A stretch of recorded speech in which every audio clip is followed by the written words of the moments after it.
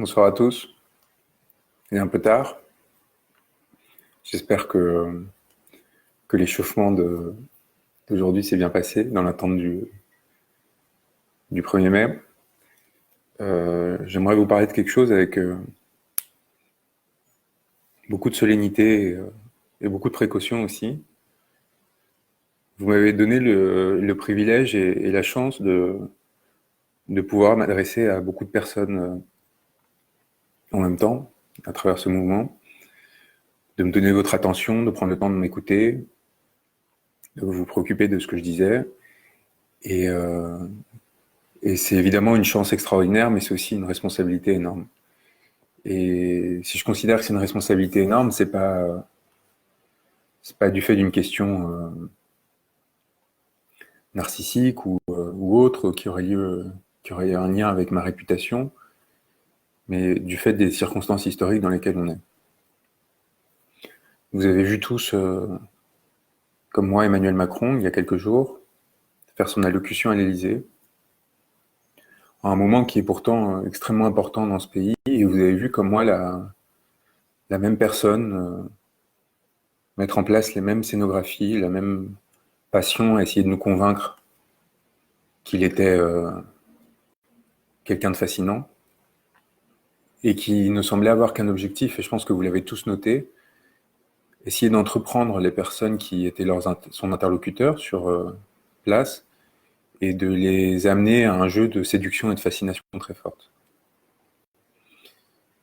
Sauf que ça tourne à vide et que le désir qui peut se projeter sur un individu qui n'a pas encore été élu, qui promet le monde, s'effondre complètement dès lors que celui-ci, une fois au pouvoir, se montre incapable de répondre aux aspirations qu'il avait créées. Ce que j'ai vu à l'Élysée me semble extrêmement grave et important parce que j'ai vu peut-être la dernière allocution d'un président de la République. Et en le voyant, je me suis dit cette chose qui peut sembler incroyable, mais que c'était peut-être la dernière fois qu'on voyait Macron à la télévision.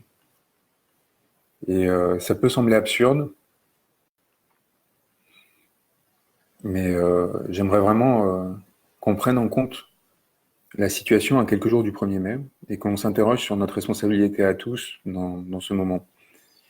Le 1er mai, il va y avoir un afflux de personnes ahurissant, notamment vers Paris, vers la capitale, qui va chercher en fait à provoquer une bascule dans ce pays. Une bascule tout d'abord dans le rapport de force au sein des mouvements sociaux, où on va chercher à montrer que la force politique dominante, aujourd'hui, ce sont les mouvements de la rue, des gilets jaunes, c'est-à-dire ceux qui sont exposés à la violence d'État pour protéger les plus fragiles, et qui sont les seuls, sans appui d'aucun parti, d'aucun syndicat, ni quoi que ce soit, et qui l'ont fait depuis plus de 20 semaines, qui continuent à le faire, et qui cette fois, le 1er mai, jour de la fête des travailleurs, vont montrer que ce sont eux les interlocuteurs légitimes de l'État, et que ce sont eux qui aujourd'hui portent la voix majoritaire dans ce pays. Vous l'avez vu, les derniers sondages montrent encore un soutien majoritaire des Français, malgré la violente attaque et mise en place de processus de dénigrement que subit le mouvement. Et je pense qu'on avance, il faut qu'on avance et qu'on se présente à cet événement, encore une fois, avec le sérieux et la responsabilité, chacun d'entre nous, de savoir que l'on porte la voix de la majorité des Français et par ailleurs la voix la plus noble, parce qu'encore une fois, la voix des plus fragiles, des plus exposés et de ceux qui, depuis des décennies, n'osaient plus parler. Ce 1er mai va être très important parce qu'il va s'agir tout d'un coup évidemment de revendiquer cette place, de montrer qu'il n'y a que nous, et on le voit déjà par la façon dont les forces politiques et les médias ont réagi à l'allocution de Macron. C'était comme si tout le monde était suspendu avant de voir comment réagiraient les gilets jaunes. Qui donne aujourd'hui le tempo? C'est la rue. Ce sont les gilets jaunes. Ce ne sont plus les partis politiques, En Marche, les Républicains, le Front National, la France Insoumise. C'est vous et c'est nous ensemble. J'ai des sources j'en ai parlé avec Maxime, j'ai des personnes qui sont en contact, des amis journalistes qui sont en contact avec les responsables de la DGSI, le principal service de renseignement intérieur de ce pays. Apparemment, ils sont rouges écarlates. C'est l'expression qui m'est revenue.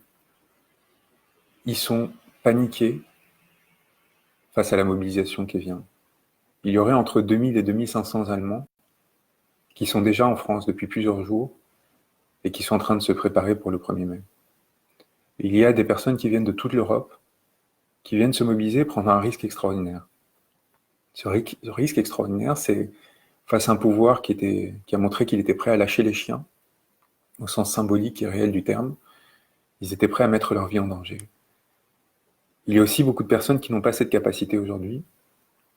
Et à ces personnes-là, il faut poser cette question, est-ce que vous aurez le courage, tout de même, de vous présenter derrière ceux qui se mobilisent, de faire masse et de protéger ceux qui seront prêts à prendre ce risque-là.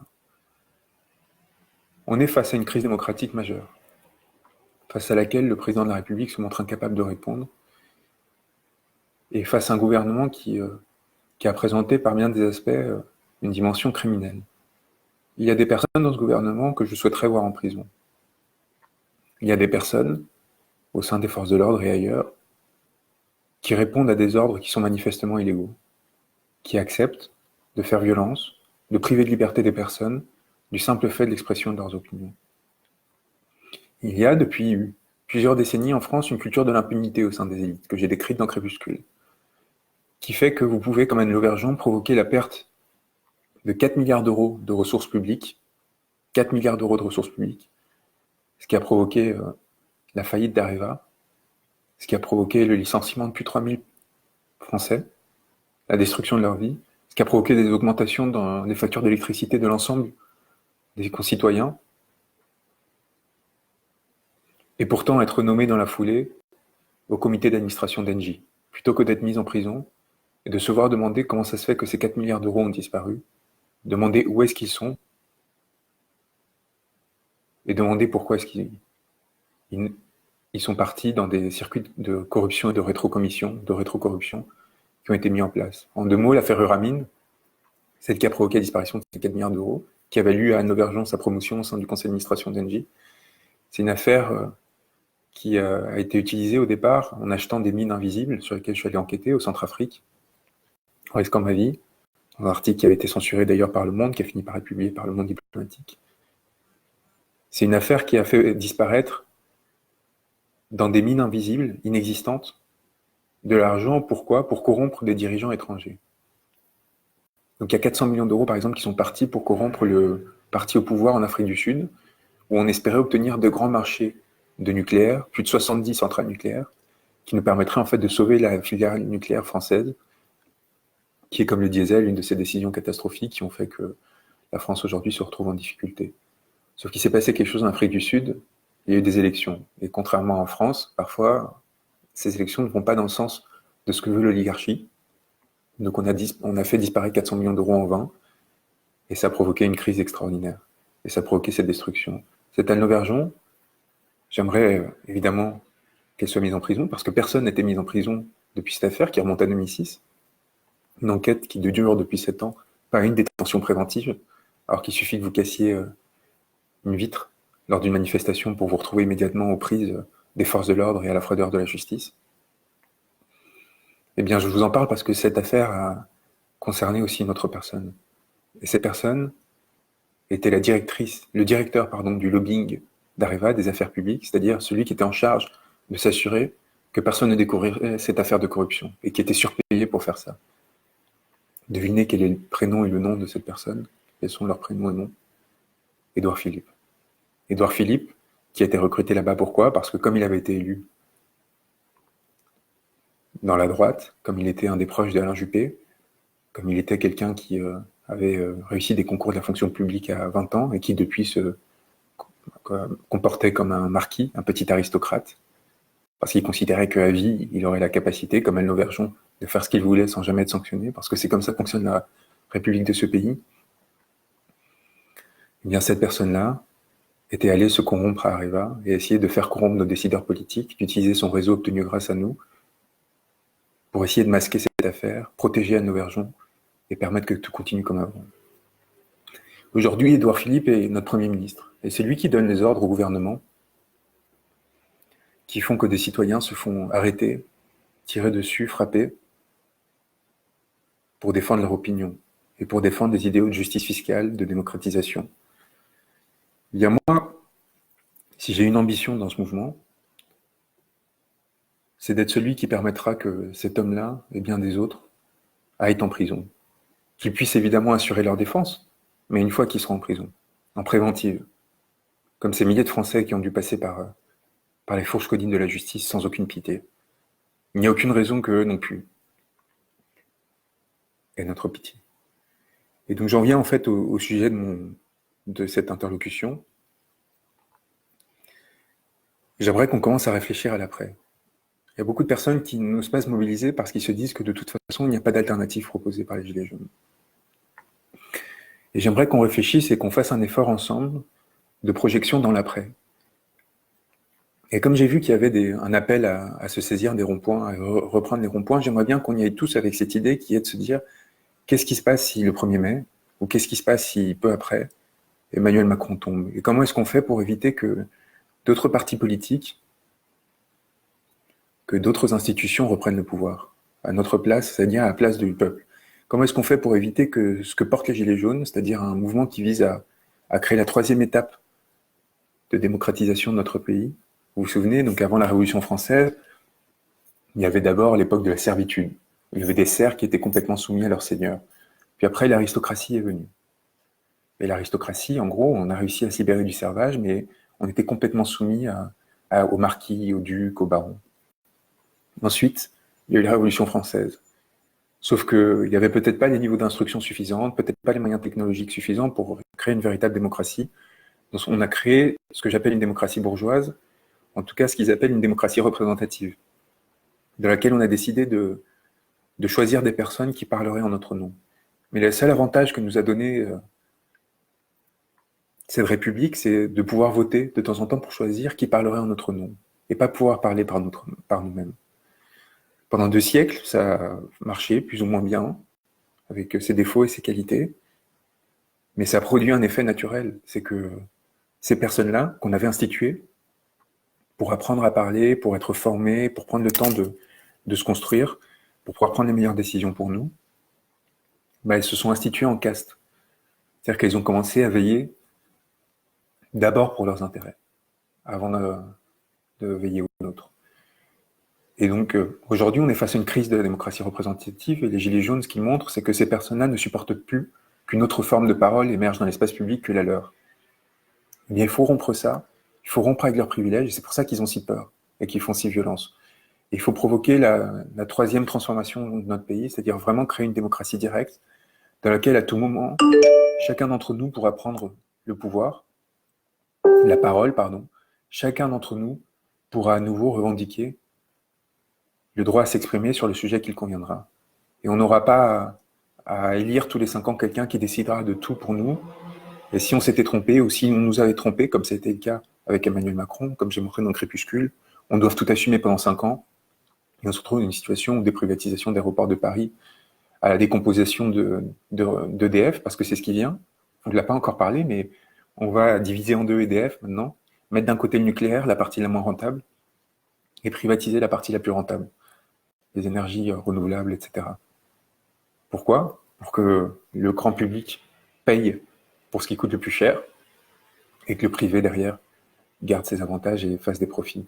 Eh bien, pour éviter des situations comme ça de prédation, que j'explique dans Crépuscule, et je montre comment ces choses-là sont le fait d'une corruption systémique. Quand je dis ils ne sont pas corrompus, ils sont la corruption, c'est qu'en fait, ils ont réussi à légaliser la corruption. Ils ont réussi à construire un système dans lequel leur carrière dépendait de leur capacité à faire des dons aux intérêts privés, aux plus puissants d'entre eux, ceux qui contrôlent les médias, 9 personnes qui contrôlent 90% de la presse écrite nationale de votre pays. Alors la presse écrite, c'est ce qui vous permet évidemment d'émerger dans l'espace public derrière. Donc il faut mettre fin à ça.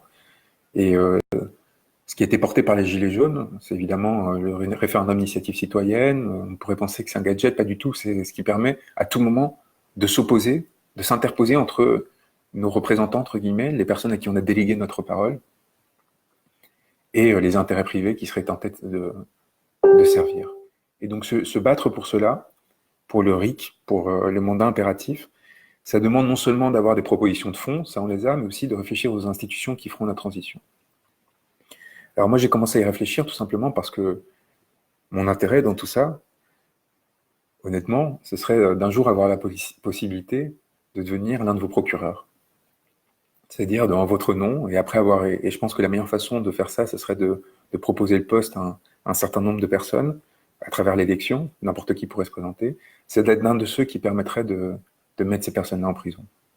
Alors il faut penser justement du coup à la création d'un tribunal populaire, un tribunal révolutionnaire, un tribunal républicain, avec des tribunaux républicains qui existeraient à l'échelle régionale. Avec, selon moi, il faudrait revenir à une forme de démocratie avec des jurys citoyens, évidemment, tirés au sort, avec un procureur qui soit élu, un juge qui n'ait pas le droit de prendre la décision, mais justement d'aider, d'accompagner le tribunal, les citoyens, pardon, qui seraient au jury. Ce tribunal, il aurait deux fonctions, il devrait être mis en place avec un code ad hoc. D'un côté, juger les responsables des malversations, et de l'autre, et des corruptions dont on parle, de la déprédation de nos biens, des biens communs qui ont eu lieu ces 30 dernières années, l'ensemble des privatisations, etc.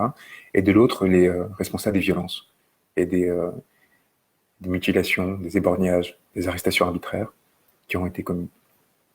Il faudrait ensuite, évidemment, faire quoi? Remplacer le Conseil constitutionnel. S'assurer que ce soit plus ces hommes politiques, pour certains corrompus. Alain Juppé était condamné, par exemple. Et il faudrait le remplacer par quoi? Par exemple, par une institution qui... moi, j'ai pensé à quelque chose d'assez simple. Au niveau, on aurait des citoyens tirés au sort et on pourrait, par exemple, proposer à quelqu'un comme Étienne Chouard de prendre la présidence de cette institution, mais sans droit de vote. Tout simplement pour qu'il fasse ce qu'il a fait depuis des années à cette fin, c'est-à-dire qu'il propose des formes d'ateliers constituants qui accompagnent les personnes qui ont été tirées au sort pour les aider à comprendre comment fonctionne la fabrique de la loi et leur donne la méthode pour le faire. Après, il faudrait réfléchir à, évidemment, construire une assemblée constituante. Alors, combien de délégués? 700, 800? À quelle échelle on le fait? Ça, il faudra qu'on en discute ensemble, mais il faut qu'on le fasse très vite. Il faut qu'on commence à avoir des idées très vite. Parce que, à la fois, je suis pas du tout d'accord avec ceux qui veulent faire des chartes des gilets jaunes, parce qu'on a le droit d'avoir des valeurs différentes. Il y a des gens qui ont des idées politiques très très différentes dans ce mouvement, et il ne s'agit pas de prendre la parole au nom de l'ensemble des Français. Il s'agit de donner la possibilité aux Français de reprendre cette parole, de reprendre ce droit à s'exprimer. Donc il faut qu'on se respecte dans nos différences, et il faut par contre qu'on redonne la possibilité à chacun, comme il le souhaite, de s'exprimer. Donc cette assemblée constituante, avec un mandat impératif et révocatoire, ça me semble une évidence, mais j'aimerais bien qu'on commence à discuter ensemble pour savoir comment est-ce qu'on le met en place et quel type de personnalité on mettrait dans l'autre institution importante, il me semble, ce serait un conseil de transition. Quelles sont les personnes les plus respectables et qui seraient le plus à même pour nous de nous assurer que ces personnes-là ne seraient pas là pour prendre le pouvoir, et pour nous assurer que la machine étatique continue à fonctionner, que l'État ne s'effondre pas, qu'il continue à avoir des directions données, et qu'en même temps, ces personnes-là ne soient pas là pour accaparer le pouvoir et mettre en danger l'ensemble de l'œuvre qu'on va commencer à construire. Et ça, pareil, moi, j'ai pas de proposition là-dessus, mais je pense il faut qu'on commence à faire des listes. De la même façon que moi, j'ai commencé à faire des listes des personnes qu'il faudrait accuser. Et de la même façon que j'ai commencé à faire des listes des mesures qu'il faudrait faire pour s'assurer que l'oligarchie perde le pouvoir, très rapidement. Ça passe notamment, je pense, par le fait d'ordonner tout de suite à l'administration fiscale une vérification de fond en comble. Par exemple, j'ai pensé, c'est un seuil, mais c'est peut-être pas la bonne idée, à vous de me dire, toutes les fortunes qui sont supérieures à 50 millions d'euros de ce pays. Vérifier d'où elles viennent, comment est-ce qu'elles ont été constituées, est-ce qu'elles sont légitimes, est-ce qu'elles s'appuient sur des faits de corruption directe ou indirecte, sur une dépendance de l'État.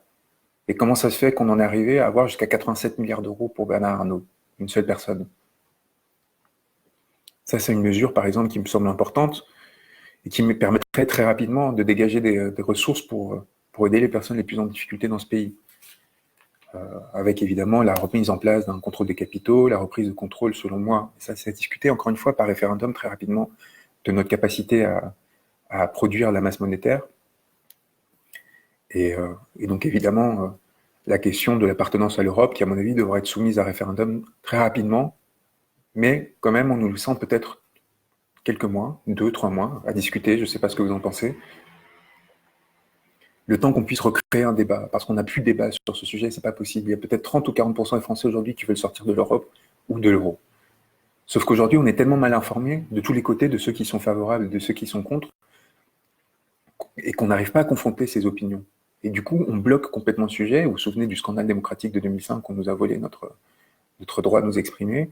Eh bien là aussi, il faudrait créer en fait la possibilité de débattre pendant 3 mois, et ensuite de décider, pas avec un référendum oui, non, on sort de l'Europe, mais avec plusieurs questions. Est-ce qu'on veut rester dans l'Europe avec telle ou telle condition? Est-ce qu'on veut rester dans l'euro avec telle ou telle condition? Etc. Il faudrait aussi évidemment revoir les formes d'élection des personnes. Euh, Est-ce qu'il faut toujours faire les modes de scrutin? Et ça, Étienne Chouard, il travaille depuis des années. Il faudra aller vers lui et prendre des décisions à ce niveau très vite. Parce qu'il faut des scrutins préférentiels. En gros, on fait un panachage entre les différentes qualités de chacun, des listes différentes, de façon à trouver des équilibres. Est-ce qu'on fait des proportionnels intégrales? Tout ça, c'est des questions auxquelles je vous invite à réfléchir, auxquelles dont il faut qu'on se saisisse très vite, mais qui arriveront dans un second temps. Les mesures très urgentes, une fois encore, pour assurer la transition, il y en a une qui est peut-être la plus importante, c'est les médias. Comment s'assurer qu'on réussit très rapidement à libérer les médias de leur emprise oligarchique et qui fassent qu'on ait des espaces de diffusion ensemble. Et là, il y a un sujet très important.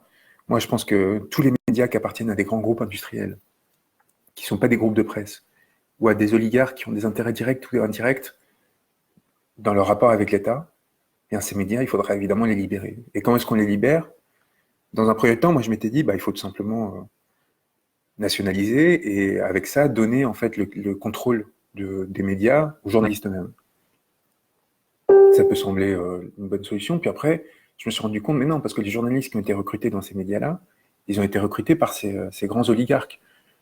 Donc si on fait ça, on se retrouve dans une situation complexe dans laquelle, en gros, des personnes qui ont été nommées et recrutées principalement parce qu'elles savaient servir les intérêts des puissants, se retrouveraient à contrôler cet espace-là. Donc en gros, les plus mièvres et les plus corrompus.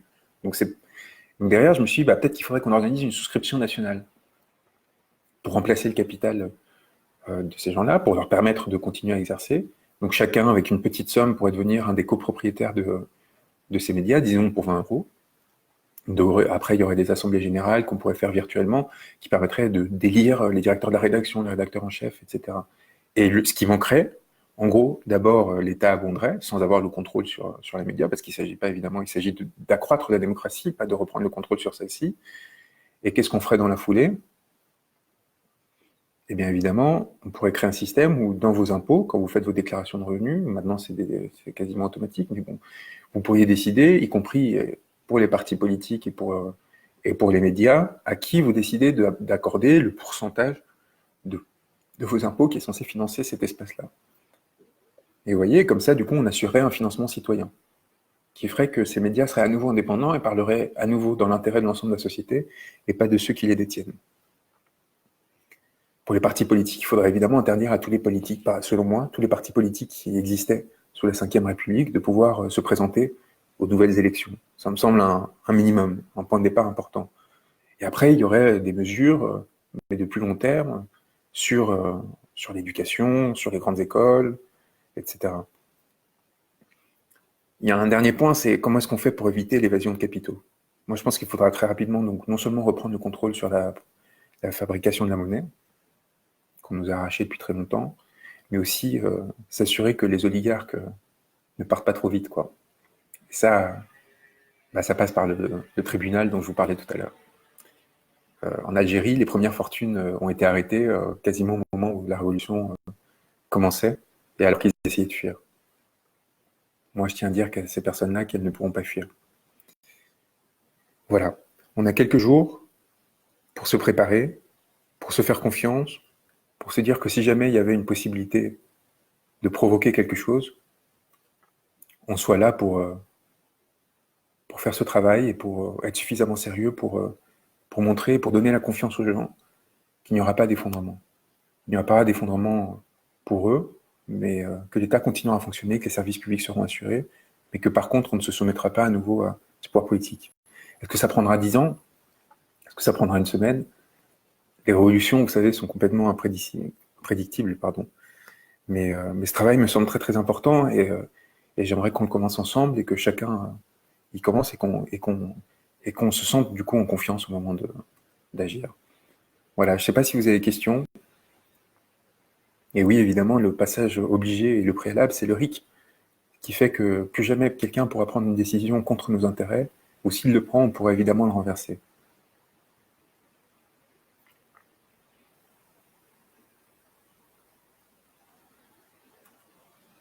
Vous avez beaucoup de commentaires. J'ai pas pu voir au début parce que j'avais besoin de vous faire cette présentation assez longue. Mais encore une fois, il y a des gens en fait sur qui il va falloir travailler. Parce que ces personnes-là ont pris une immense responsabilité dans la crise démocratique et l'humiliation qu'on subit à l'échelle internationale. Ce rouge écarlate dont parle la DGSI, dont nos forces de l'ordre, à mon avis, ne sont pas fières. Et ça, c'est un dernier point que je voudrais peut-être aborder en vous laissant le temps de faire des questions, de poser des questions que je suis en train de regarder. Il faut qu'on arrête de parler de violence policière. Ce qui est en train de se passer, c'est des violences politiques qui sont menées par un gouvernement contre sa population, et contre la partie, encore une fois, la plus légitime de sa population. Donc il faut avoir conscience que les dérives policières au sein de cette répression sont minimes. Les policiers psychopathes qui prennent plaisir à frapper sur les personnes sont une petite minorité. Ce qui se passe aujourd'hui, c'est que la police est utilisée par le gouvernement afin de s'interposer envers sa population pour éviter de répondre à ses demandes légitimes. Et donc il faut parler de violence politique. Il ne faut pas se laisser avoir par cette question de la violence policière, comme si en fait c'était une défaillance de ces fonctionnaires qui ont prêté serment pour défendre la République et se retrouvent aujourd'hui obligés de se confronter à leur population.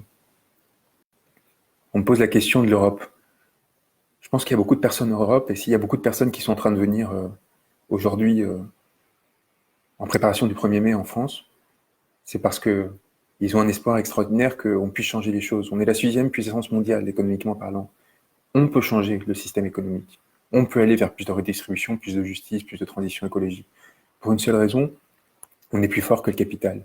On est plus fort que ces multinationales, dont on détient une grande partie, et qui servent en gros d'extension de l'appareil d'État. Total, Vinci, les personnes de gauche ont souvent commis l'erreur de les présenter comme en gros des opposants, enfin des ennemis. Il faut comprendre que c'est plus compliqué que ça, que l'État en fait les a créés comme des extensions, c'est para-étatique en fait.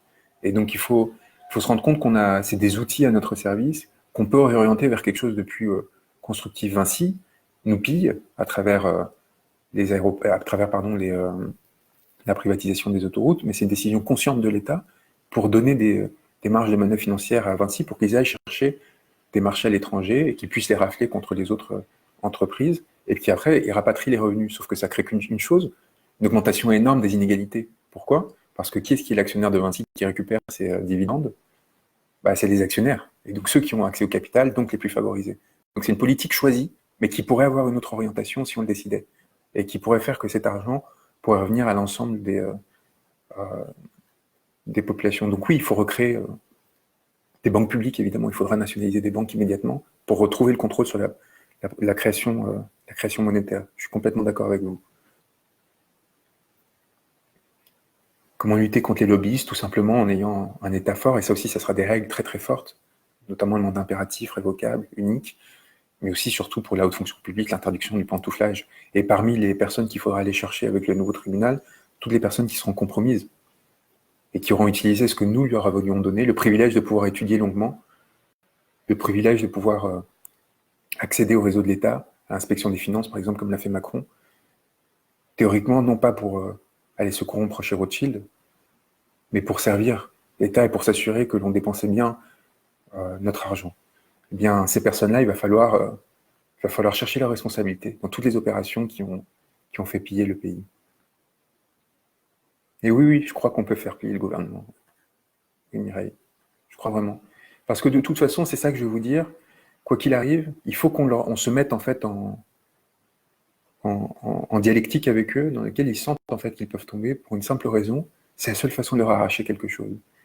Et si on arrive à leur faire arracher, ne serait-ce que le référendum d'initiative citoyenne,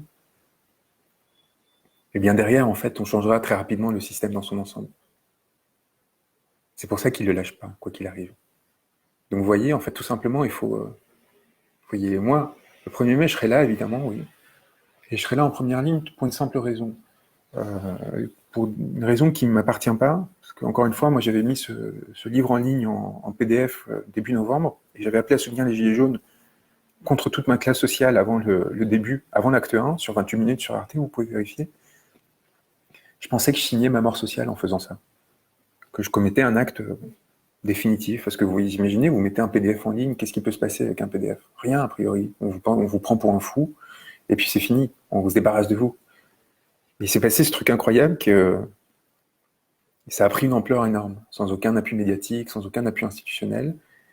Les gens ont regardé et sont précipités sur ce texte, sont partagés, parce qu'ils trouvaient, je pense, des outils de compréhension à ce qui se passait et aux choses qu'on leur masquait. Là où des personnes jouaient. Ce que je décris dans Crépuscule, c'est comment, en fait, en gros, il y a des asymétries d'information, il y a des choses qu'on nous cache, et j'essaie d'expliquer pourquoi. Parce qu'il y a tout un point aveugle dans l'information qui font que même s'il y a beaucoup de journalistes de bonne foi, ils y participent malgré eux. Et ça, c'est justement la détention par les oligarques de ces médias-là, de personnes dont la fortune dépend de l'État et qui achètent des médias pour influencer les politiciens. Et ça crée des zones d'ombre, des ignorances, et ça crée des trahisons, et ça crée des décisions qui vont à l'encontre de nos intérêts et qui ne sont pas expliquées. Et du coup, ça crée beaucoup de trahison, de violence, de frustration. Et il y avait des personnes, jusqu'à mon livre, qui utilisaient en fait ces zones d'ombre pour créer des théories qui désactivaient les gens politiquement. Je pense par exemple aux Soraliens, qui se sont concentrés sur la question des sionistes pour essayer d'esquiver. Et je sais que j'ai été beaucoup critiqué à ce sujet, qui m'attaquent de façon très violente, ils me diffament en parlant d'Atali, de mon appartenance à franc-maçonnerie, du fait même que je serais sataniste, vous imaginez. Enfin, pour un gamin de 29 ans, enfin, je suis plus un gamin, mais pour quelqu'un qui a une vie tout à fait normale, qui s'est exposé publiquement, enfin, ce que ça peut vouloir signifier. Pourquoi est-ce qu'ils sont furieux? Parce que ils avaient construit, en fait, ils s'appuyaient sur ces zones d'ombre, dont j'explique pourquoi est-ce qu'elles existent, pour désactiver les gens en disant, mais de toute façon, c'est un grand complot mondial. Et ça provoquait quoi? Ça provoquait tout simplement qu'ils ne pouvaient rien faire, politiquement parlant. Qu'est-ce que vous faites contre un grand complot mondial? Où c'est les sionistes, les francs-maçons qui décident de tout en votre nom. Vous pouvez rien faire. Et du coup, vous restez chez vous et vous continuez à regarder des vidéos d'Alain Soral, etc.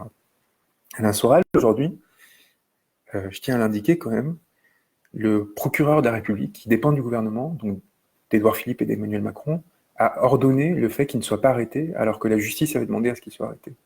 Moi, j'étais contre le fait qu'il soit arrêté. Je considère que personne ne devrait être mis en prison du fait de ses opinions, pour débiles qu'elles soient ou infondées. Vraiment, je tiens à le dire.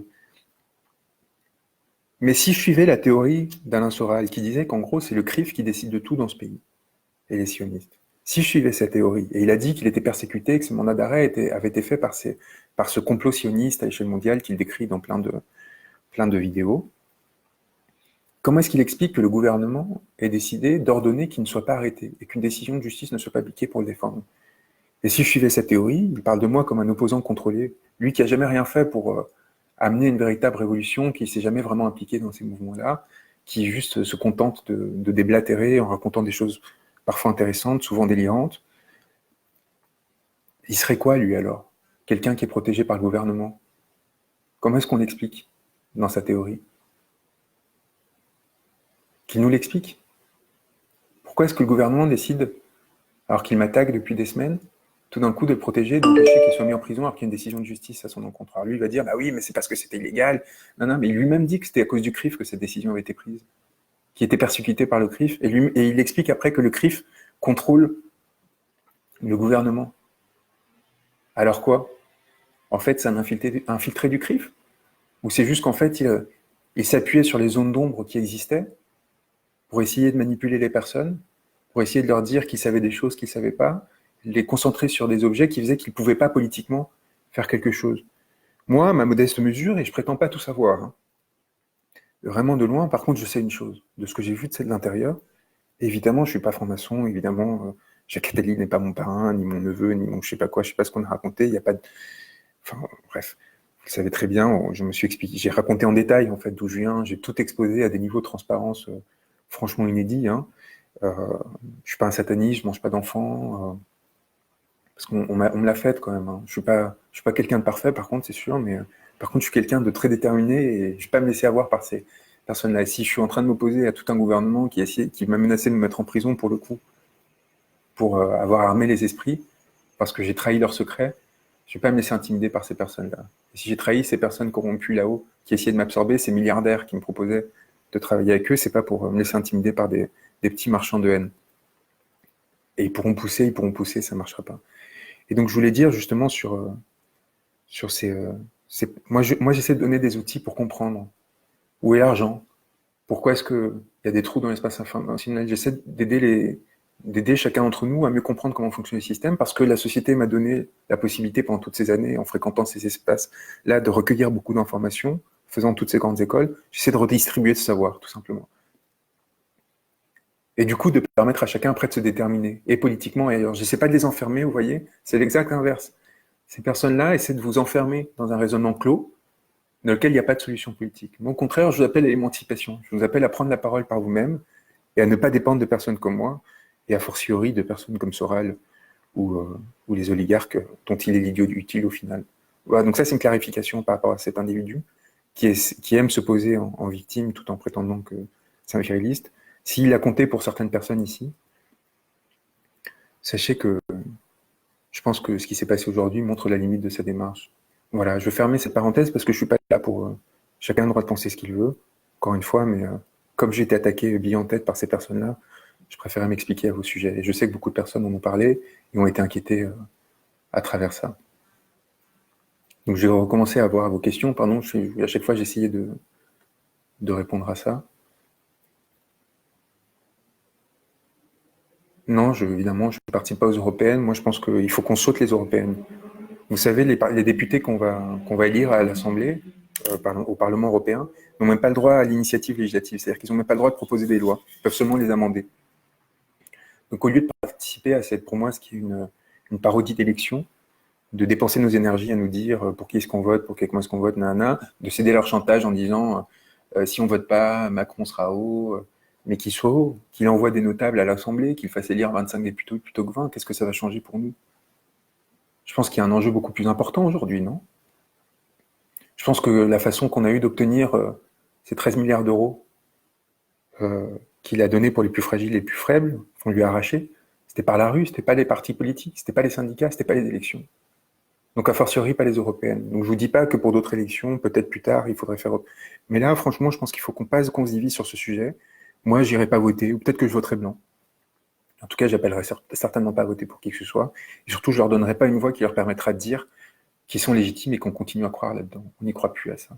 On n'y croit plus à ce système dans lequel on essaie de nous donner l'impression qu'on a une possibilité de dire notre mot, alors qu'en fait, on fait que nous priver de notre parole. Et donc oui, pour le 1er mai, je serai en première ligne, tout comme j'ai été la semaine dernière à République. Il y a des vidéos où on me voit frapper par la policier, etc. Pourquoi? Parce que j'ai envie que les personnes qui sont en face de nous, si jamais ils me reconnaissent, ils reconnaissent Maxime, ils reconnaissent Eric, j'aimerais bien qu'on soit tous en première ligne. Et qu'ils voient que nous, on fait corps, tous, ensemble. Il n'y a pas de distinction entre nous, et on n'a pas peur. Et s'il y en a un qui tombe, il y en a un autre qui se relèvera. Et je ne suis pas plus important qu'un autre, et je suis prêt à prendre autant de coups que l'autre pour défendre nos idées, ni plus ni moins. Et peut-être plus, tout simplement pour montrer l'exemple, parce qu'encore une fois, il y a ce truc qui fait qu'en ce moment, ça va pas durer. Hein. Ça n'a pas vocation à durer, je pense. J'ai cette concentration d'attention qui se fixe sur moi, qui fait que on peut organiser des choses ensemble et tu peux aider au mouvement de cette façon. Et ben, je veux être particulièrement exemplaire. Et s'il y a un gardien de la paix qui m'a vu sur une vidéo, sur BFM, qui a lu Crépuscule, bah, qu'il voit que moi, contrairement à leur chef, là, eux qui fonctionnent de façon verticale comme ça, bah, moi et vous, on est tous à côté l'un de l'autre et on n'aura pas peur. Et on leur montrera la seule chose qu'on a et qu'ils n'ont pas, nous qui allons à corps nus, à chair nue face à eux, le courage. À l'acte 3, de notre côté, il y avait des personnes qui étaient prêtes à perdre une main, un œil, éventuellement la vie pour défendre leurs idées, pour défendre les leurs. Et en face, on avait quoi? On avait un hélicoptère qui était prépositionné pour évacuer au moindre problème ces couards qui prétendent nous diriger. Le jour où les personnes qui s'interposent entre eux et nous, ces forces de l'ordre que le gouvernement a envoyées comme ça, se rendront compte que la dignité est de notre côté et qu'on est en capacité de leur proposer quelque chose de beaucoup plus beau et beaucoup plus fort que ce qu'ils défendent en face, bah, je pense qu'à ce moment-là, on aura fait un grand pas pour amener à ce qui a déjà commencé, à leur donner cette confiance qui fera qu'ils diront on baisse les armes, on laisse passer.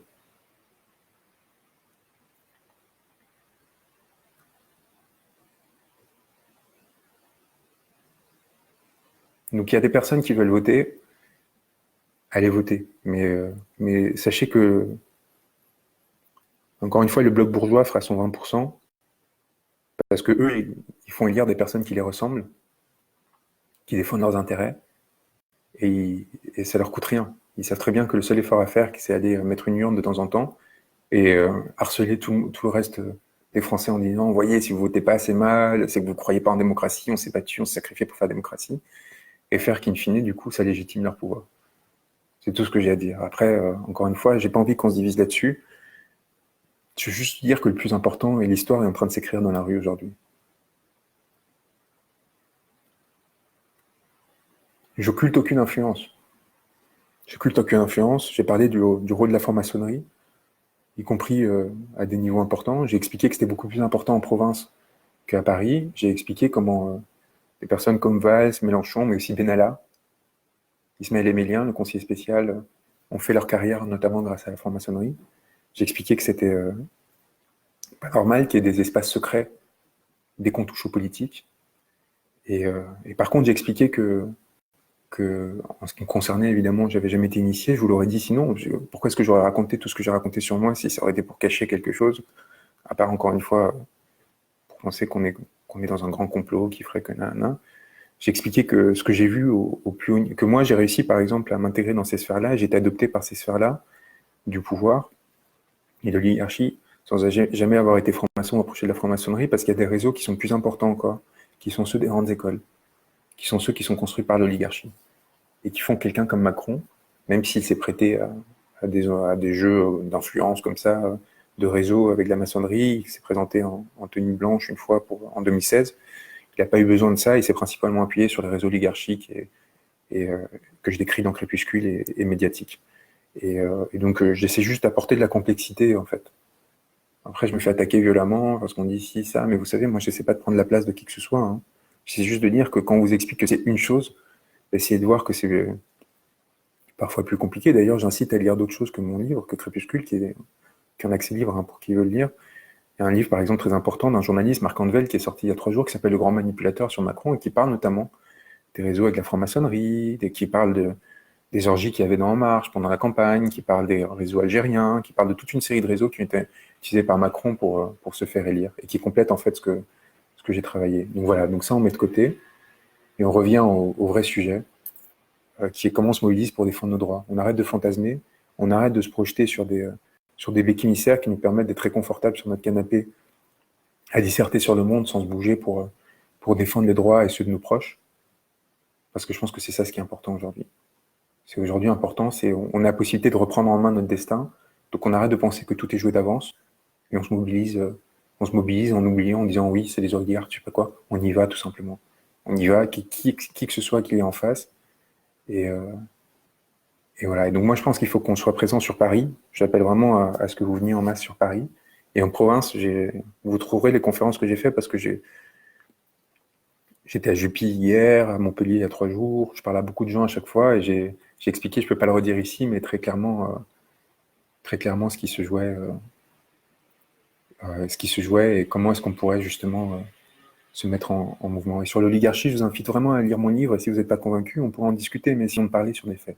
Si vous pensez que les explications que je donne ne sont pas suffisantes, arrêtons de travailler sur la rumeur, sur des on-dit, sur ah, il semblerait que, peut-être que, etc. C'est vraiment, encore une fois, les mécanismes qu'on va mettre en place, monde impératif, révocateur, etc., nous permettra de nous assurer que les décisions seront prises au sein de l'intérêt majoritaire. Donc on n'aura plus à se poser ce genre de questions aujourd'hui. Est-ce que j'ai des bonnes relations avec mon père? Vraiment, je pense que c'est pas des questions qui intéressent les gens aujourd'hui. J'ai des relations qui ont eu des hauts et des bas, et qui est comme tout le monde. Mais encore une fois, je pense que c'est plus important. Et oui, et sur les castes, la caste bourgeoise principalement, au sens étymologique du terme, c'est-à-dire qu'il y avait pour fonction de retranscrire le réel et de porter la parole.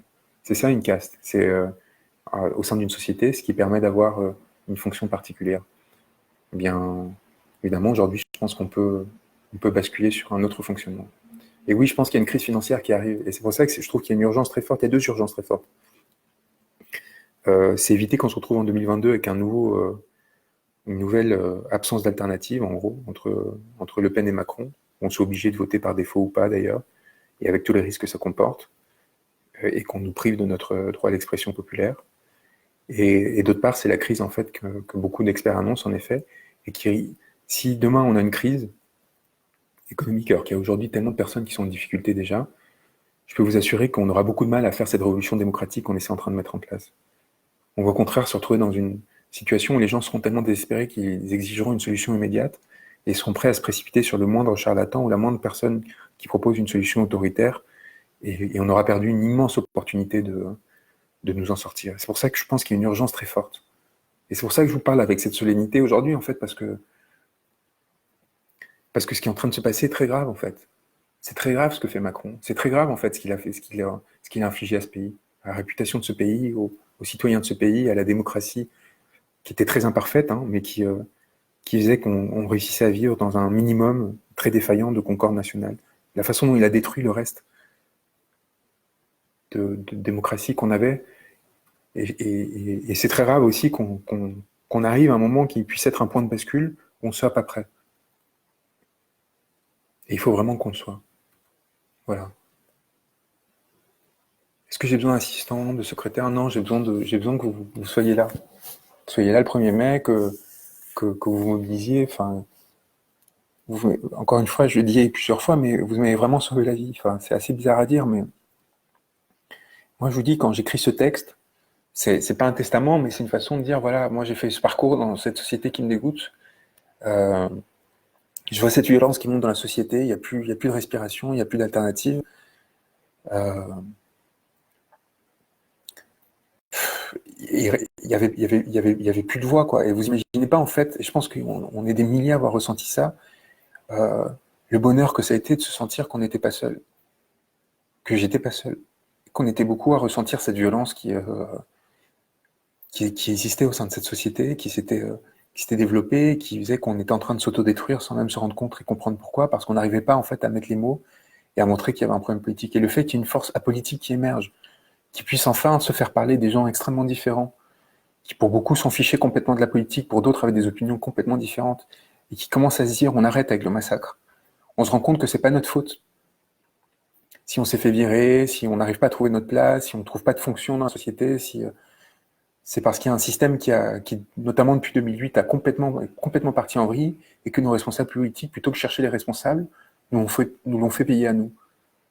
Et on fait que cette violence, on l'a retournée contre nous-mêmes. Et ça a pris la forme de dépression, de suicide, de violence conjugale, et du fait de se sentir naze, parce qu'on était au chômage, parce que notre paye n'avançait pas, parce qu'on n'arrivait pas à satisfaire nos enfants, nos amis, on a beaucoup ironisé sur le Nutella. Vous vous souvenez cette affaire de Nutella où tout d'un coup il y avait beaucoup de gens qui s'étaient précipités pour acheter du Nutella. Et alors ça, qu'est-ce qu'ils se sont foutus de la gueule, les bourgeois, sur les gens qui étaient allés acheter du Nutella en masse parce qu'il y avait eu des réductions. Qu'est-ce que ça disait de désespoir quand même, de personnes qui, parce qu'ils n'arrivaient pas à faire plaisir à leurs enfants depuis des mois, depuis des années, parce qu'ils étaient dans une société où le Nutella était beaucoup plus valorisé symboliquement que le bon plat fait maison par la mère ou le père. Ils ont dû se précipiter parce qu'ils se sont dit, là j'ai peut-être la chance de offrir ce qu'ils pensaient être un peu de dignité, un peu de plaisir à leurs enfants. Peut-être que enfin je vais voir mon image un peu reconstruite et je vais lui permettre de sentir mieux, d'aller à l'école en disant, voilà, j'ai eu accès à quelque chose qui... Vous imaginez ce que ça dit de notre société? Mais à quel point ça aurait dû interpeller les gens, nos décideurs, là? À quel point ils auraient dû immédiatement se dire, mais qu'est-ce qui va pas? Comment est-ce qu'on s'en retrouve là? Et au lieu de commencer à se foutre de la gueule de tout le monde. Et donc juste ressentir ça et cette force-là, et c'est la dernière chose que je voudrais vous dire, c'est faut pas que ce soit juste virtuel, faut pas qu'on soit juste là entre nous, à nous regarder, à nous consommer. Je pense il faut qu'on ait le courage de nos corps, parce qu'encore une fois, c'est la seule chose qu'on a à leur opposer. La vaillance de nos corps et l'absence de peur à l'idée qu'ils soient réprimés. Et donc il faut vraiment qu'on sorte, parce que là, c'est vrai que les dernières semaines, ça a été très dur, on commençait tous à être épuisés. Moi, j'ai vu avec Fly qui a donné, quoi, qui arrête pas dans tous les sens, et qui, à chaque fois, je le voyais, je disais, mais tu vas craquer, comment tu vas faire? Qui prenait des Blablacar jusqu'au fin fond de la France pour prendre les moins chers aussi, parce qu'il était en difficulté. Et moi, pareil, qui arrête pas de tourner, je fais 5 ou 6 conférences par jour pour essayer de remobiliser personne. Et on se retrouve à 500, à 600, à 700 à chaque fois. Vous vous rendez pas compte, on est énormément. Mais après, derrière, je me dis, mais faut pas qu'on s'en tienne là. Il faut pas que ce soit juste les live de Fly. Il faut pas que ce soit juste mes conférences et qu'après on se dise bon bah c'est fini parce que sinon on retombe exactement à travers de ce qu'on dénonce. C'est-à-dire on délègue en fait aux autres, à des représentants entre guillemets parce qu'ils seraient plus talentueux ou je sais pas quoi, l'effort à faire pour là la force de notre mouvement c'est qu'on encore une fois c'est il faut qu'on horizontalise et qu'on reste à cette horizontalité et qu'on y aille ensemble. Et par contre là en première ligne sans aucun doute. Et s'ils veulent nous tirer dessus, qu'ils me regardent dans les yeux et qu'ils me tirent dessus. Et s'ils font ça, qu'ils voient ce qui viendra derrière. C'est aussi simple que ça. Voilà. Non, j'étais pas suicidaire à mon cas, je suis pas encore aujourd'hui. J'étais par contre désespéré, encore moi aujourd'hui, j'étais par contre désespéré de comment fonctionnait cette société. Et non, là je vous parle de façon solennelle, mais vous imaginez pas la merveille qu'ont constitué enfin la chance que vous m'avez donnée. C'est de l'émotion positive, c'est pas de la dépression du tout. C'est des larmes aux yeux de bonheur de voir cette humanité. Aucune dépression. Vous imaginez pas ma détermination. Vous imaginez pas à quel point je suis fort par rapport à ces gens-là. Ça, faut pas avoir peur. Faut vraiment pas avoir peur. Et non, pas d'UPR, pas de France Insoumise. Arrêtez de me saouler avec vos partis. Arrêtez. Arrêtez. Je suis pas rentré là-dedans pour revenir dans un parti. Moi, je continue à avoir des échanges avec Jean-Luc Mélenchon de temps en temps parce que il m'écrit, il me dit, mais appelle pas l'abstention, c'est compliqué pour nous. Moi, je lui dis, mais si, je suis désolé. Aujourd'hui, le combat, il est dans la rue. Si vous voulez nous rejoindre, rejoignez-nous. Retirez les listes européennes. Si vous voulez être vraiment sincère et entier dans votre engagement. Je suis pas là pour reconstruire. Moi, j'avais ma place dans le système. Si j'avais voulu l'avoir, j'y serais resté. Enfin, donc non, pas d'UPR, pas FI, rien du tout. C'est pas la solution aujourd'hui. Et non, je suis pas démoralisé, je suis pas épuisé. Je suis vraiment désolé de vous donner cette impression. Vous rigolez ou quoi? On est à un moment historique. Je tiens vraiment à vous. Il faut vraiment que vous vous rendiez compte de ça. C'est un moment unique. On a la chance de faire porter quelque chose. Vous imaginez la chance dans une vie de pouvoir participer à une révolution? Je suis pas exalté par contre, parce que en gros, vraiment, je sens le poids de l'histoire sur moi. Je pense qu'il faut qu'on le sente tous, c'est ce que j'essaie de vous transmettre. Pas du tout l'épuisement. En pleine forme et avec une envie incroyable que ce 1er mai arrive et qu'on voit qui se passe et ce qui se passe et qu'on soit capable d'assurer la relève. Et il y a des personnes qui vont être mises en garde à vue, vous avez raison. Il y a des personnes qui n'ont pas les moyens de se mettre en danger, il faut qu'ils soient dans la masse, avec les personnes les plus protégées derrière pour appuyer ceux qui pourront le faire. Et après, il faut que ces personnes-là soient prêtes à tendre la main à ceux qui se font mettre en garde à vue, qui se prennent des amendes pour des mauvaises raisons. Il faut être là pour les protéger, pour qu'il n'y ait pas de stigmate, pour renverser le stigmate de la peine, pour dire il n'y a aucune honte à avoir défendu ses idées et à avoir défendu ses droits. Aucune honte. Aucune honte. Je suis content de vous donner la pêche, Chano. Je suis content de vous donner la pêche, parce que vous m'inquiétiez un peu là, à me dire que j'ai l'air d'être déprimé. Non, je suis vraiment serein et vraiment prêt à être à vos côtés le 1er mai. Vraiment.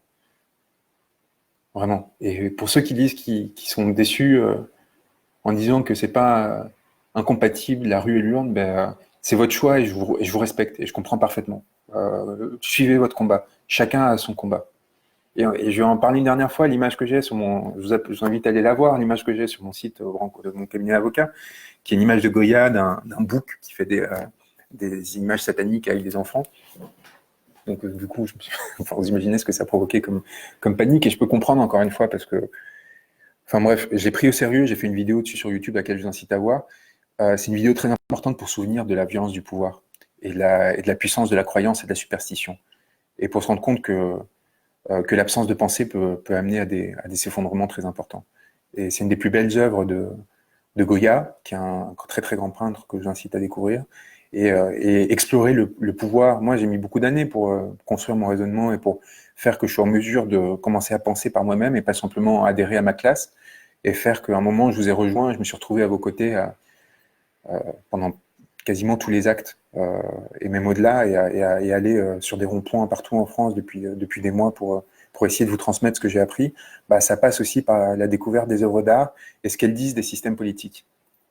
Sortir de l'ignorance, justement.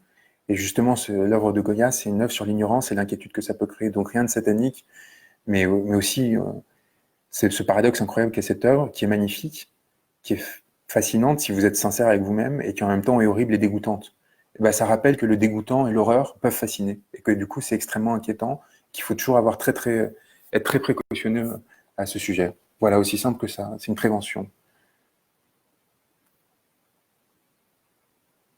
Donc il faut pas le rater, ouais, vous le dites, c'est comme une éclipse qui ne passera pas tous les 100 ans. Vous avez exactement raison. C'est exactement ça. Le 1er mai, c'est une des éclipses.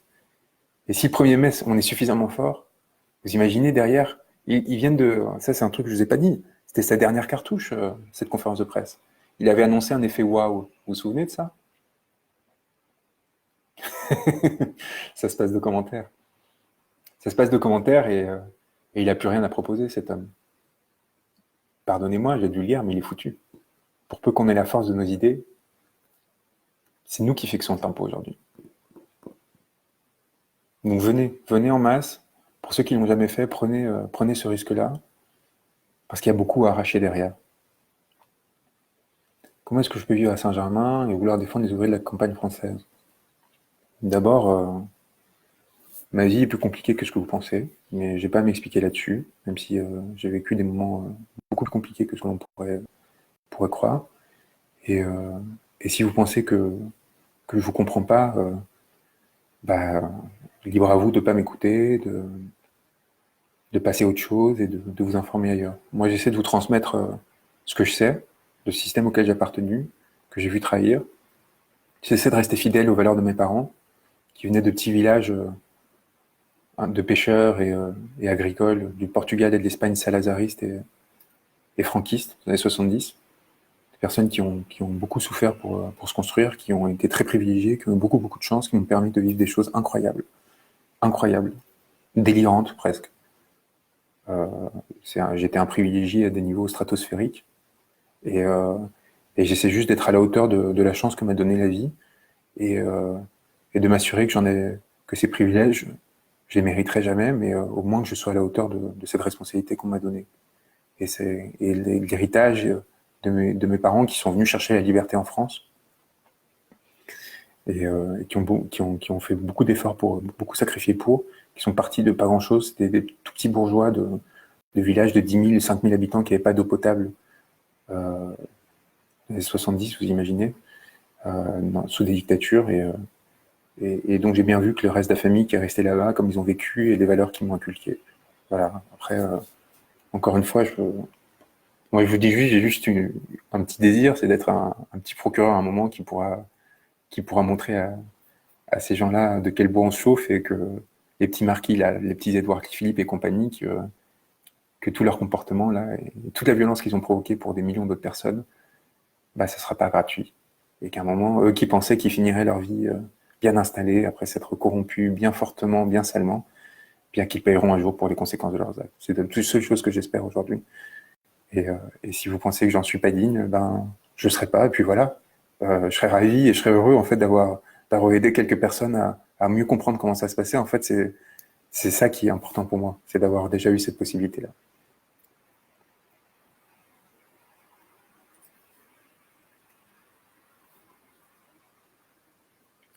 Est-ce que je pense que l'Europe ou d'autres gouvernements des pays européens pourraient faire de l'ingérence ou intervenir pour empêcher la libération? Ils vont essayer, ouais. Vous vous souvenez de la Révolution française, les armées européennes qui sont engagées, et la lutte sera avant tout financière. Ils essaieront de faire fuir les capitaux de façon massive, de nous assécher, et éventuellement d'intervenir. Vous savez où est le siège de la CIA à Paris?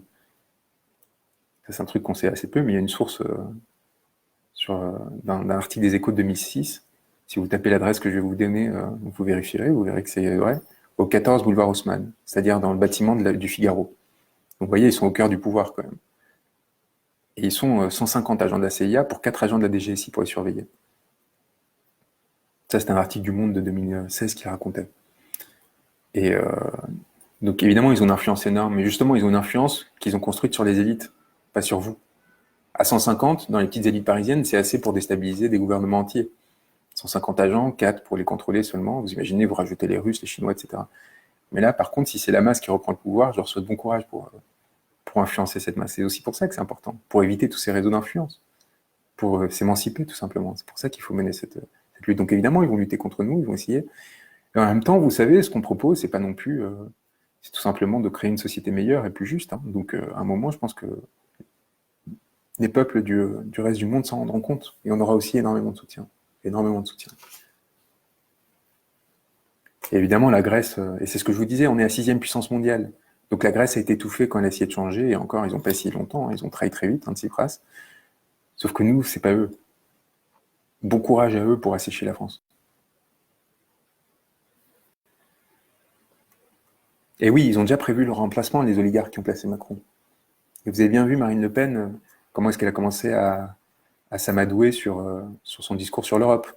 Comment est-ce qu'elle a envoyé des signes à l'élite en disant « Ah bah non, l'antisémitisme, c'est pas nous, c'est les islamistes et les gauchistes. » Puis après, elle a appelé les Gilets jaunes à respecter les institutions de la Ve République.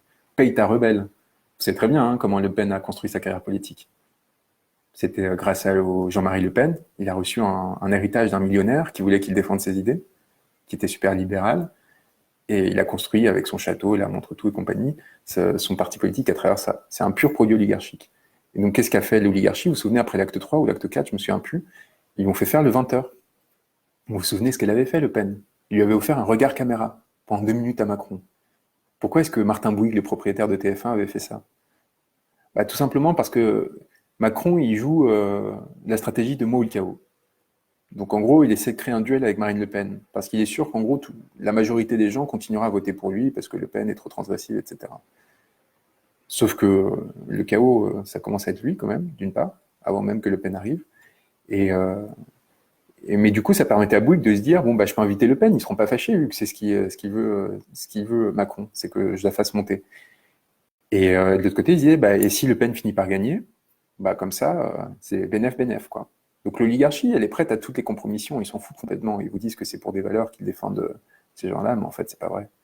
C'est évidemment pas vrai. Bernard Arnault, quand il signe sa tribune de soutien à Macron dans l'entre-deux tours, il le fait parce que c'est un très bon pote de Macron, que sa femme a enseigné avec ses enfants à Franklin, qui a un lycée privé. Tout ça, je raconte dans Crépuscule. Il faut vraiment que vous le disiez, je pense, hein, qui raconte comment, en gros, c'est devenu elle qui est censée se défendre pour le peuple, est allée dans une école privée pour enseigner aux enfants de l'élite et donc rencontrer les fils de la première fortune mondiale, française, 4e fortune mondiale, pour le présenter à son mari, pour avoir son soutien après, pour avoir notamment les notes de Squarcini, de la DGSI et compagnie, pour pouvoir démonter ses rivaux. Bon, bah, tous ces systèmes oligarchiques, c'est des systèmes qui vont essayer de nous écraser, c'est pour ça qu'il faut qu'on aille vite. Et ça, je vous assure que ça va être dur de se battre contre ça, mais on va y arriver, et d'autre part, encore une fois, c'est des gens qui ont peur, et ça, je veux vraiment vous le dire très, très, très sincèrement, ces gens-là ont peut-être beaucoup de puissance à système constant. Dès le moment qu'il y a une bascule politique et que leurs corps sont exposés, c'est des trouillards. Moi, je les ai vus, hein, j'ai rencontré Xavier Niel, j'ai croisé Bernard Arnault.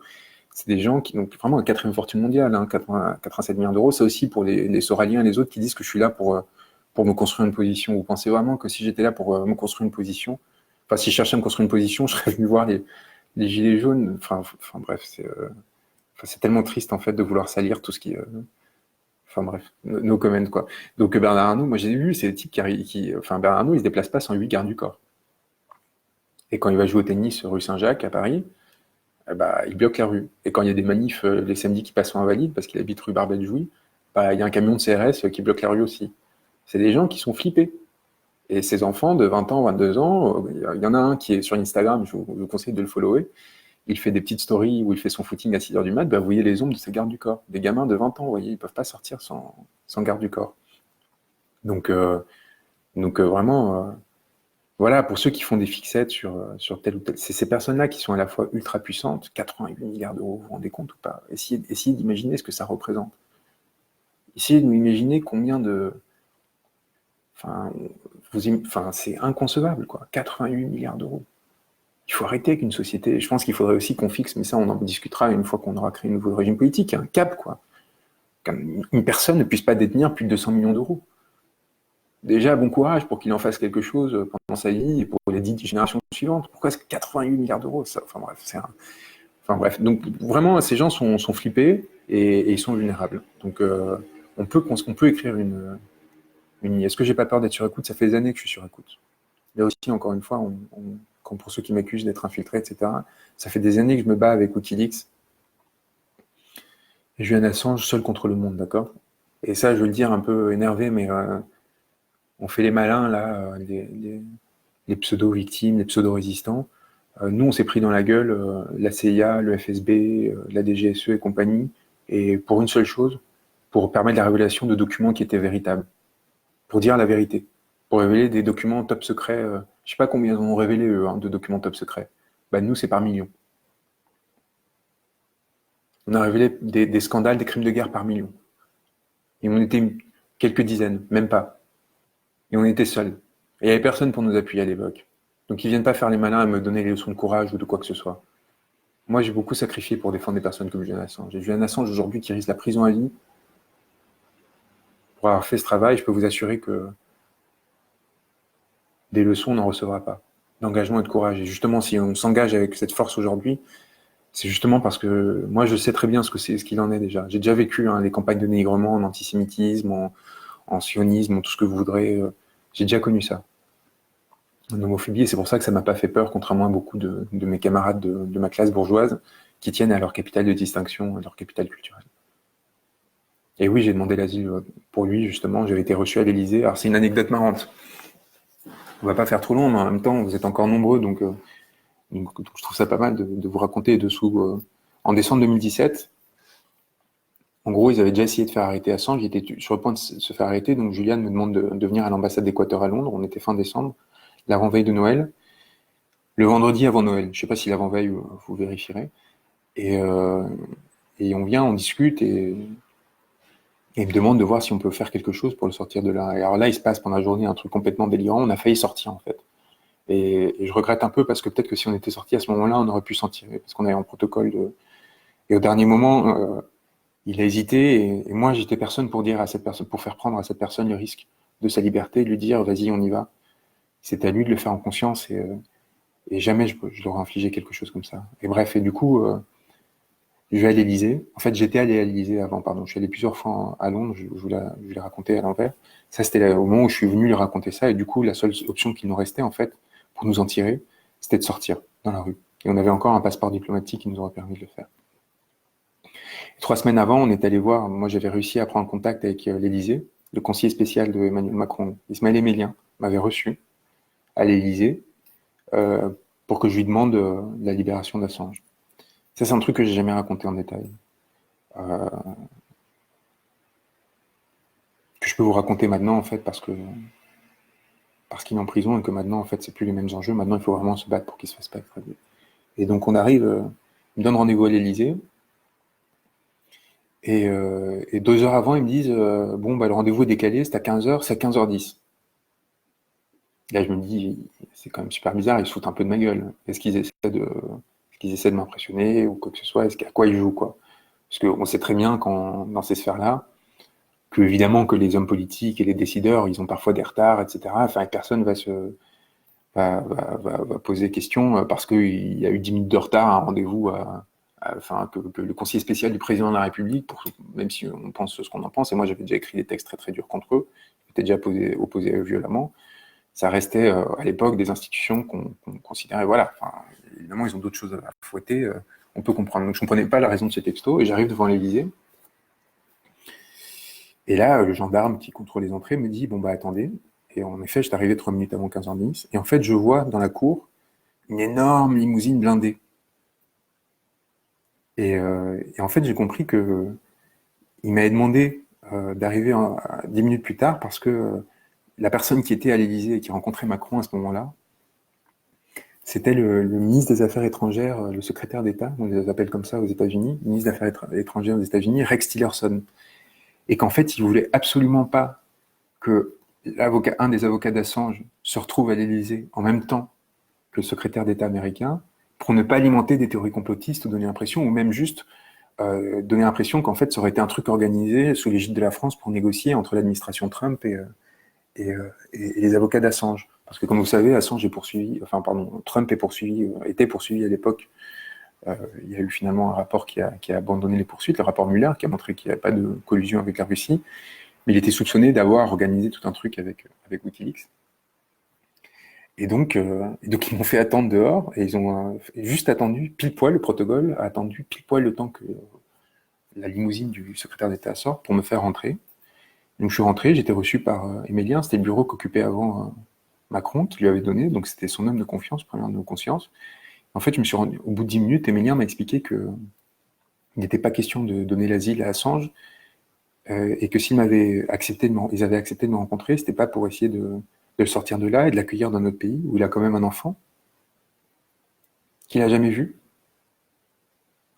parce qu'il a peur qu'il soit utilisé comme moyen de pression contre lui. Alors que Julian Assange a rendu des services non seulement à l'humanité, mais à la France énorme, en racontant comment nos présidents de la République a été mis sur écoute par la NSA, leur communication personnelle, celle de leurs proches, de leurs conseillers, comment toutes nos entreprises qui participent à des appels d'offres supérieurs à 200 millions d'euros sont mis sur écoute de façon systématique par la NSA pour qu'ils aient les détails des contrats qui sont proposés, enfin pardon, des offres qui sont faites pour nous faire perdre systématiquement ces appels d'offres. Donc on a perdu des milliers d'emplois comme ça. Et je peux vous dire qu'il faut, pardonnez-moi, hein, mais des couilles en or massif pour diffuser des documents top secrets de la NSA comme ça. Et prendre le risque de les faire sortir. Et Julian a eu ce courage.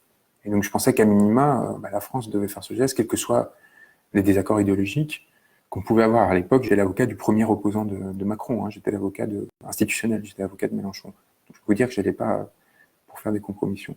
Bien, elle m'explique que non, qu'il n'est pas question, et que si on m'a convoqué, c'est pour faire effacer les Macron Leaks. Et alors là, je pense que le type n'a pas compris à qui il parlait. Et alors là, je peux vous dire que ça a été une discussion, les amis. Et à la fin, il a fini par essayer de me faire un chantage où il disait, vous savez, ça pourrait finir par un suicide. Je pense pas que c'est une menace. Je pense qu'il parlait d'un des conseillers de Macron dont les mails avaient été révélés, qui révélait notamment un type qui est devenu député entre-temps, Pierre Persson, qu'il était addict au jeu, etc. Mais bon. Et là, j'ai quand même répondu, vous savez, s'il y a quelqu'un qui est plus en danger aujourd'hui, c'est celui qui a risqué sa vie pour sortir ses informations et qui est enfermé depuis 7 ans dans 20 mètres carrés, que votre conseiller, là, qui est devenu député et qui vit sa même tranquille. Et là, je peux vous dire qu'il a fermé sa gueule. Je suis reparti, on a compris qu'on n'obtiendra jamais rien de cette personne-là, rien qui ne passe en tout cas par des systèmes de corruption, d'échange de services, etc. Et donc on n'a plus jamais repris contact avec eux. Parce qu'évidemment, Julien n'effacera jamais un document. Et il a préféré sacrifier sa vie à faire ça. Vous imaginez quand même la force? C'est avec ce genre de mec que j'ai travaillé, moi.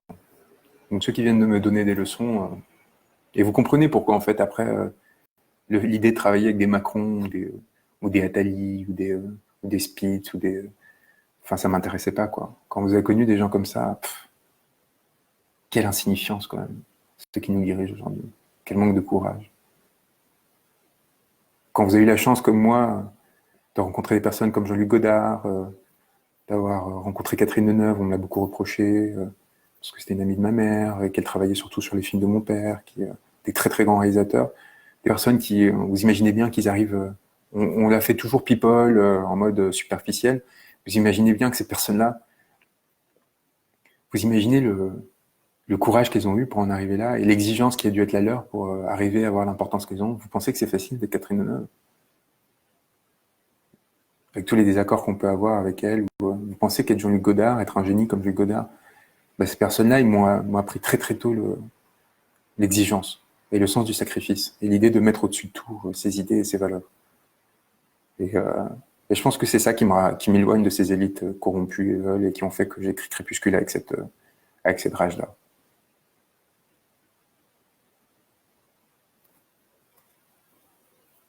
Régis Debray, c'est un grand intellectuel. C'est vraiment, je vous invite, si vous voulez vous ouvrir l'esprit, c'est une langue un peu difficile comme la mienne.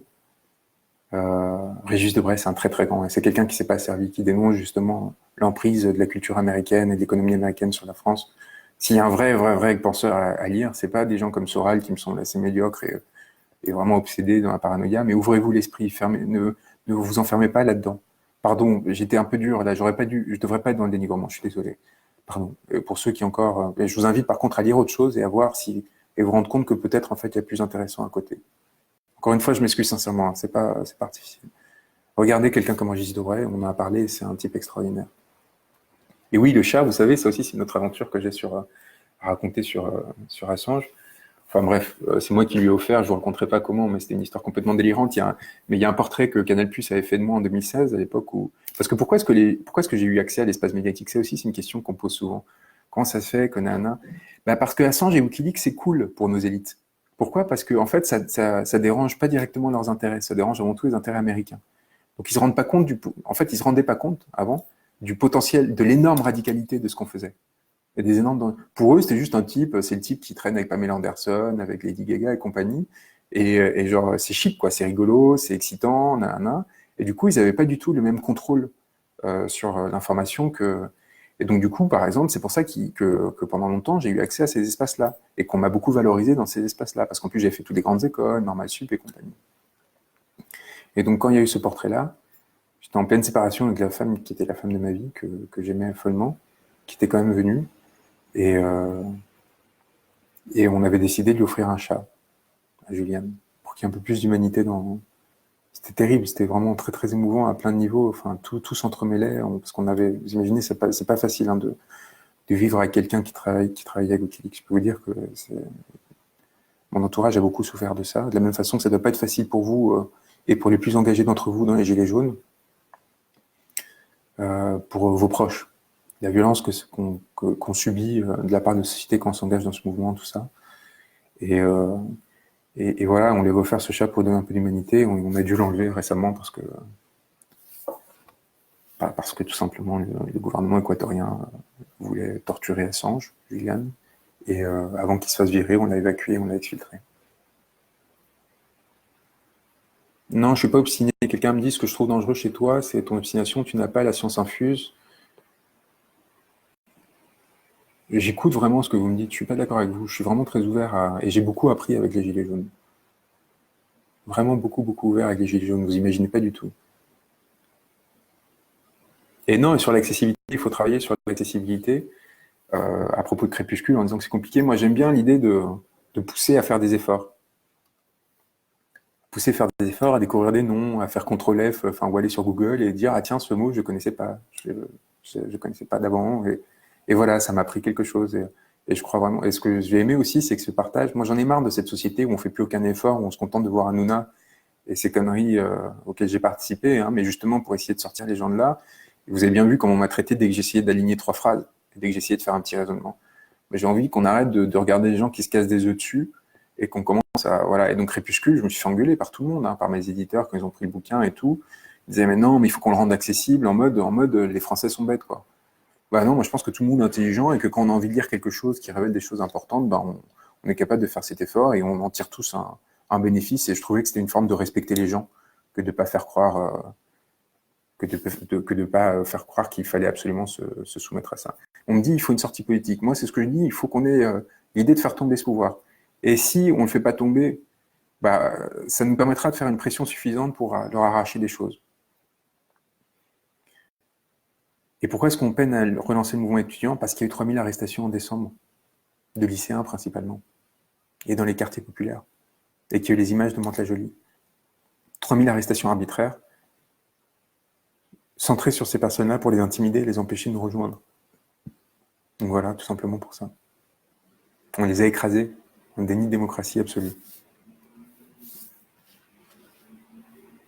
Sur Mediapart, c'est des petites histoires de pacotille, pas intéressant, mais en gros, j'ai révélé qu'ils étaient un peu compromis avec l'oligarchie via Alain Minc, Xavier Niel, mais pas méchamment, je disais juste qu'on a tous nos points aveugles. Et au lieu d'être honnête et d'avouer qu'en effet, c'était un point aveugle qu'ils avaient, ils ont essayé de me détruire. Bah, j'ai juste répondu en me disant qu'ils mentaient, tout simplement. Et j'étais très déçu de leur réaction. Très, très déçu. Comment je suis devenu l'avocat d'Assange? Je m'étais beaucoup engagé quand j'avais 19 ans contre Adopi. Comme j'ai eu la chance de connaître plein de gens dans le milieu du cinéma et tout, j'ai invité tous ces gens-là à signer une lettre qui s'opposait à Adopi. Et du coup, on a fait sauter la première loi, qui était censée quand même couper la connexion Internet à 300 000 personnes chaque année, pardon. On a réussi à éviter ça. Aujourd'hui, Adopi, ça sert à rien, à part vous envoyer des spams et des avertissements. Bah, c'était grâce à la mobilisation qu'on a mis en place. Donc ça, cette lettre, c'est grâce à cette lettre, enfin, cette lettre, pardon, c'est donc c'est ça qui a fait tomber la loi. Et après, la Quadrature du Net, on a commencé à travailler ensemble, donc des gens qui se battent pour les libertés sur Internet. On a créé des collectifs, et à un moment, quelqu'un de la Quadrature du Net m'a dit, écoute, Edward Snowden a besoin de quelqu'un pour un coup de main. Moi, j'avais commencé mon doctorat en droit, j'avais écrit un bouquin sur Adopi, j'avais essayé de faire abroger Adopi via Philippe Etty. Philippe Etty avait décidé de trahir ses idées pour devenir ministre. Moi, j'avais refusé de trahir mes idées, je m'étais barré, enquêté au Nord Kivu, tout ça. Et il m'a dit, et donc je partais faire mon doctorat, je faisais mon doctorat en France, je partais enseigner à Yale, qui est la grande université américaine, l'équivalent de Harvard, qui est d'ailleurs le havre de la CIA. Donc c'était bizarre parce que j'ai bossé pour Wikileaks en étant entouré de futurs recrues de la CIA. Je peux vous dire que c'était assez particulier et cocasse.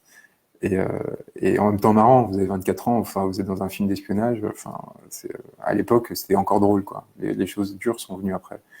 Et donc il m'a dit, bah viens, je te présente à Julian, qui est un ami, et il te ramènera vers Snowden, parce que Snowden, en gros, venait d'être sauvé par Julian et il était en train d'aider à constituer une équipe juridique. Et je suis arrivé dans l'ambassade, on s'est rencontrés, on a parlé pendant très longtemps, et des heures. On a arrêté un moment, on est sorti parce qu'il devait faire un cours de boxe, et j'ai eu une crise de claustrophobie en sortant. Je me disais, mais comment est-ce qu'il fait quoi, pour rester enfermé dans ces 20 mètres carrés là. Et je suis revenu, et là, il m'a dit, écoute, Edouard, il a tout un pays, moi j'ai 20 mètres carrés, si tu veux bien m'aider. Et moi, j'ai découvert en Julian un des types les plus intelligents que j'ai jamais rencontré de ma vie. De la même façon que je vous dis que Fly, que Maxime Nicole est quelqu'un d'extrêmement intelligent et que ça fait rire tous les connards, pardonnez-moi, je suis vulgaire, mais de bourgeois là, qui pensent qu'un type qui a pas fait d'études, qui a arrêté ses études à 15 ans et pas nécessairement quelqu'un de bête. Bah là, j'ai vu quelqu'un qui est un Australien un peu bourrin, qui connaissait pas Godard, tout ça, tous les trucs de distinction qu'on connaît dans mes petits milieux, et qui était d'une intelligence mais hallucinante, quoi, vraiment fascinant. En plus, il est énorme, il est très grand, hein, il fait quasiment 1m90, il est mastoc, il est arrivé en plus et il glissait sur ses petites chaussettes comme ça sur le parquet. Et voilà, et cette chance que j'ai eue de rencontrer ces gens-là, vous imaginez pas, enfin, d'être au plus près de l'histoire, c'est un privilège énorme. Et là encore, pareil, voilà. Et donc j'ai commencé à travailler avec lui discrètement d'abord, puis après à temps plein, j'ai commencé à coordonner son équipe juridique. J'étais pas encore avocat. Puis après, quand je suis devenu avocat, voilà, j'ai fait des trucs dont on peut pas forcément parler. Et si, on a parlé de Rothschild, et si on a parlé d'Atali dans mon livre, à 6 reprises, j'ai même donné les références. Arrêtez avec vos fixations obsessionnelles. Essayez de vous prendre un peu en main, là, ça suffit, là. Essayez de vous demander ce que vous pouvez faire au lieu d'être tout le temps en train de chercher. Évidemment que les élites complotent, elles complotent tout le temps. Évidemment qu'elles sont tout le temps en train de faire des complots. D'ailleurs, tout le monde fait tout le temps des complots. Mais à un moment, ça y est, on les a exposés, ces complots. Maintenant, comment est-ce qu'on passe à l'action? Comment est-ce qu'on évite de se faire avoir?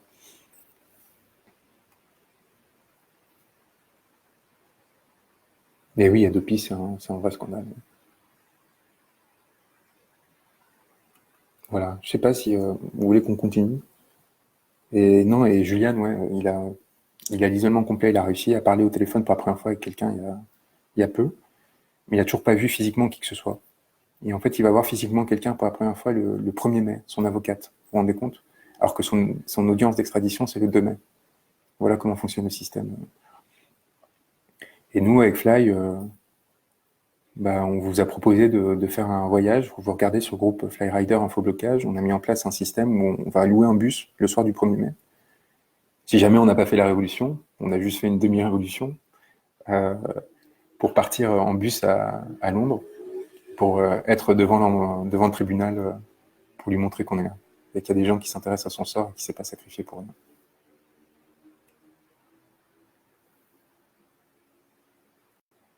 Et oui, Godard, c'est ma référence. Ouais. Je vous invite vraiment tous à découvrir ce cinéaste et voir ses films si vous ne le connaissez pas. Le mépris. Faut vraiment. L'art, c'est très important pour. Il y a l'expérience du corps, il y a l'intuition et il y a la création artistique. C'est les trois grandes sources de savoir pour moi. Ça développe, c'est d'avoir une sensibilité très forte. Est-ce que c'est légal? Non, évidemment que c'est pas légal, ce qu'il arrive à Julian Assange. Et non, Bruxelles et l'OTAN, c'est ceux qui disent que de toute façon tout se joue en Europe ou dans un complot mondial qui soit formation sioniste, etc. Non, non, mais l'Europe, elle est déterminée par les hommes politiques qu'on a. Le problème, c'est qu'on a des hommes politiques qui sont soumis aux oligarques, qui ont décidé de ne pas utiliser leur pouvoir. Donc c'est pour ça qu'il faut les sortir. Mais on est une énorme puissance encore, la France. On est vraiment capable d'imposer nos vues et ça se joue ici, ça se joue chez nous. En France, vous prenez une préfecture, vous pouvez changer de territoire. Vous faites ça dans la 30e puissance mondiale, vous faites ça en Grèce, vous faites écraser tout de suite par le grand capital. Ici, l'Élysée, la préfecture, etc., c'est encore un sens énorme.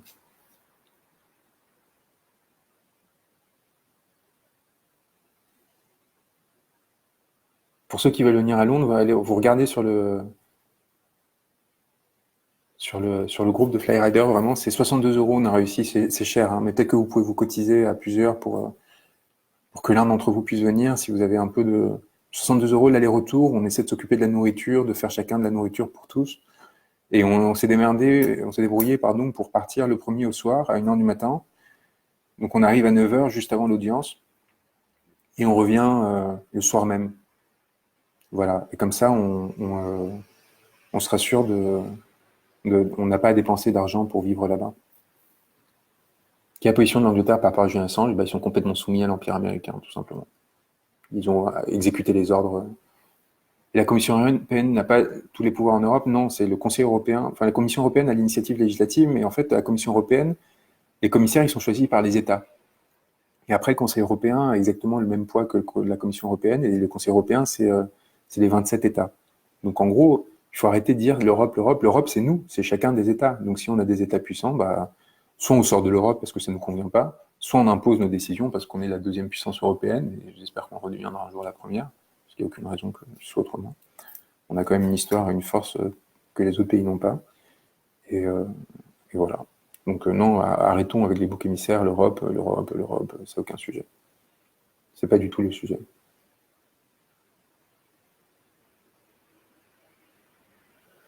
Et le point faible, les médias, non, il faut faire très attention à les récupérer. Donc moi, là, ouais, comment faire attention pour éviter de se faire avoir? Moi, je peux qu'être aussi transparent que possible. C'est pour ça que je vous raconte ces choses-là, qui sont un peu intimes quand même. Enfin, ce serait plus facile pour moi de jouer l'occultation. Je pense que ça n'a aucun intérêt en l'occurrence. Je pense que ça vous permet juste de savoir d'où je vous parle et mieux me contrôler, parce que après tout, l'enjeu des Gilets jaunes, c'est qu'on se contrôle tous mutuellement, qu'on ne se fasse plus manipuler par X ou Y, mais qu'au contraire, on est tous en regard les uns sur les autres pour s'assurer que personne ne défend son petit intérêt, mais qu'il défend en général. On est en situation pré-insurrectionnelle, ouais, pré-révolutionnaire. Parce que quelqu'un me demande est-ce qu'on peut qualifier ce qui se déroule en France depuis 5 mois est une révolution. Pas encore, mais je pense qu'on n'est pas loin et qu'on peut y arriver. Et je pense vraiment qu'avec détermination, le premier mois, ça peut arriver.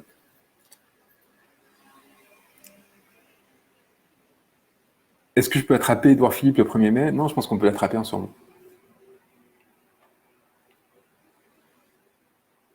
Ils sont pas loin. Hein. Comment est-ce que ma mère vit ce que je prends? C'est comme est-ce que quel est le rapport avec mon père?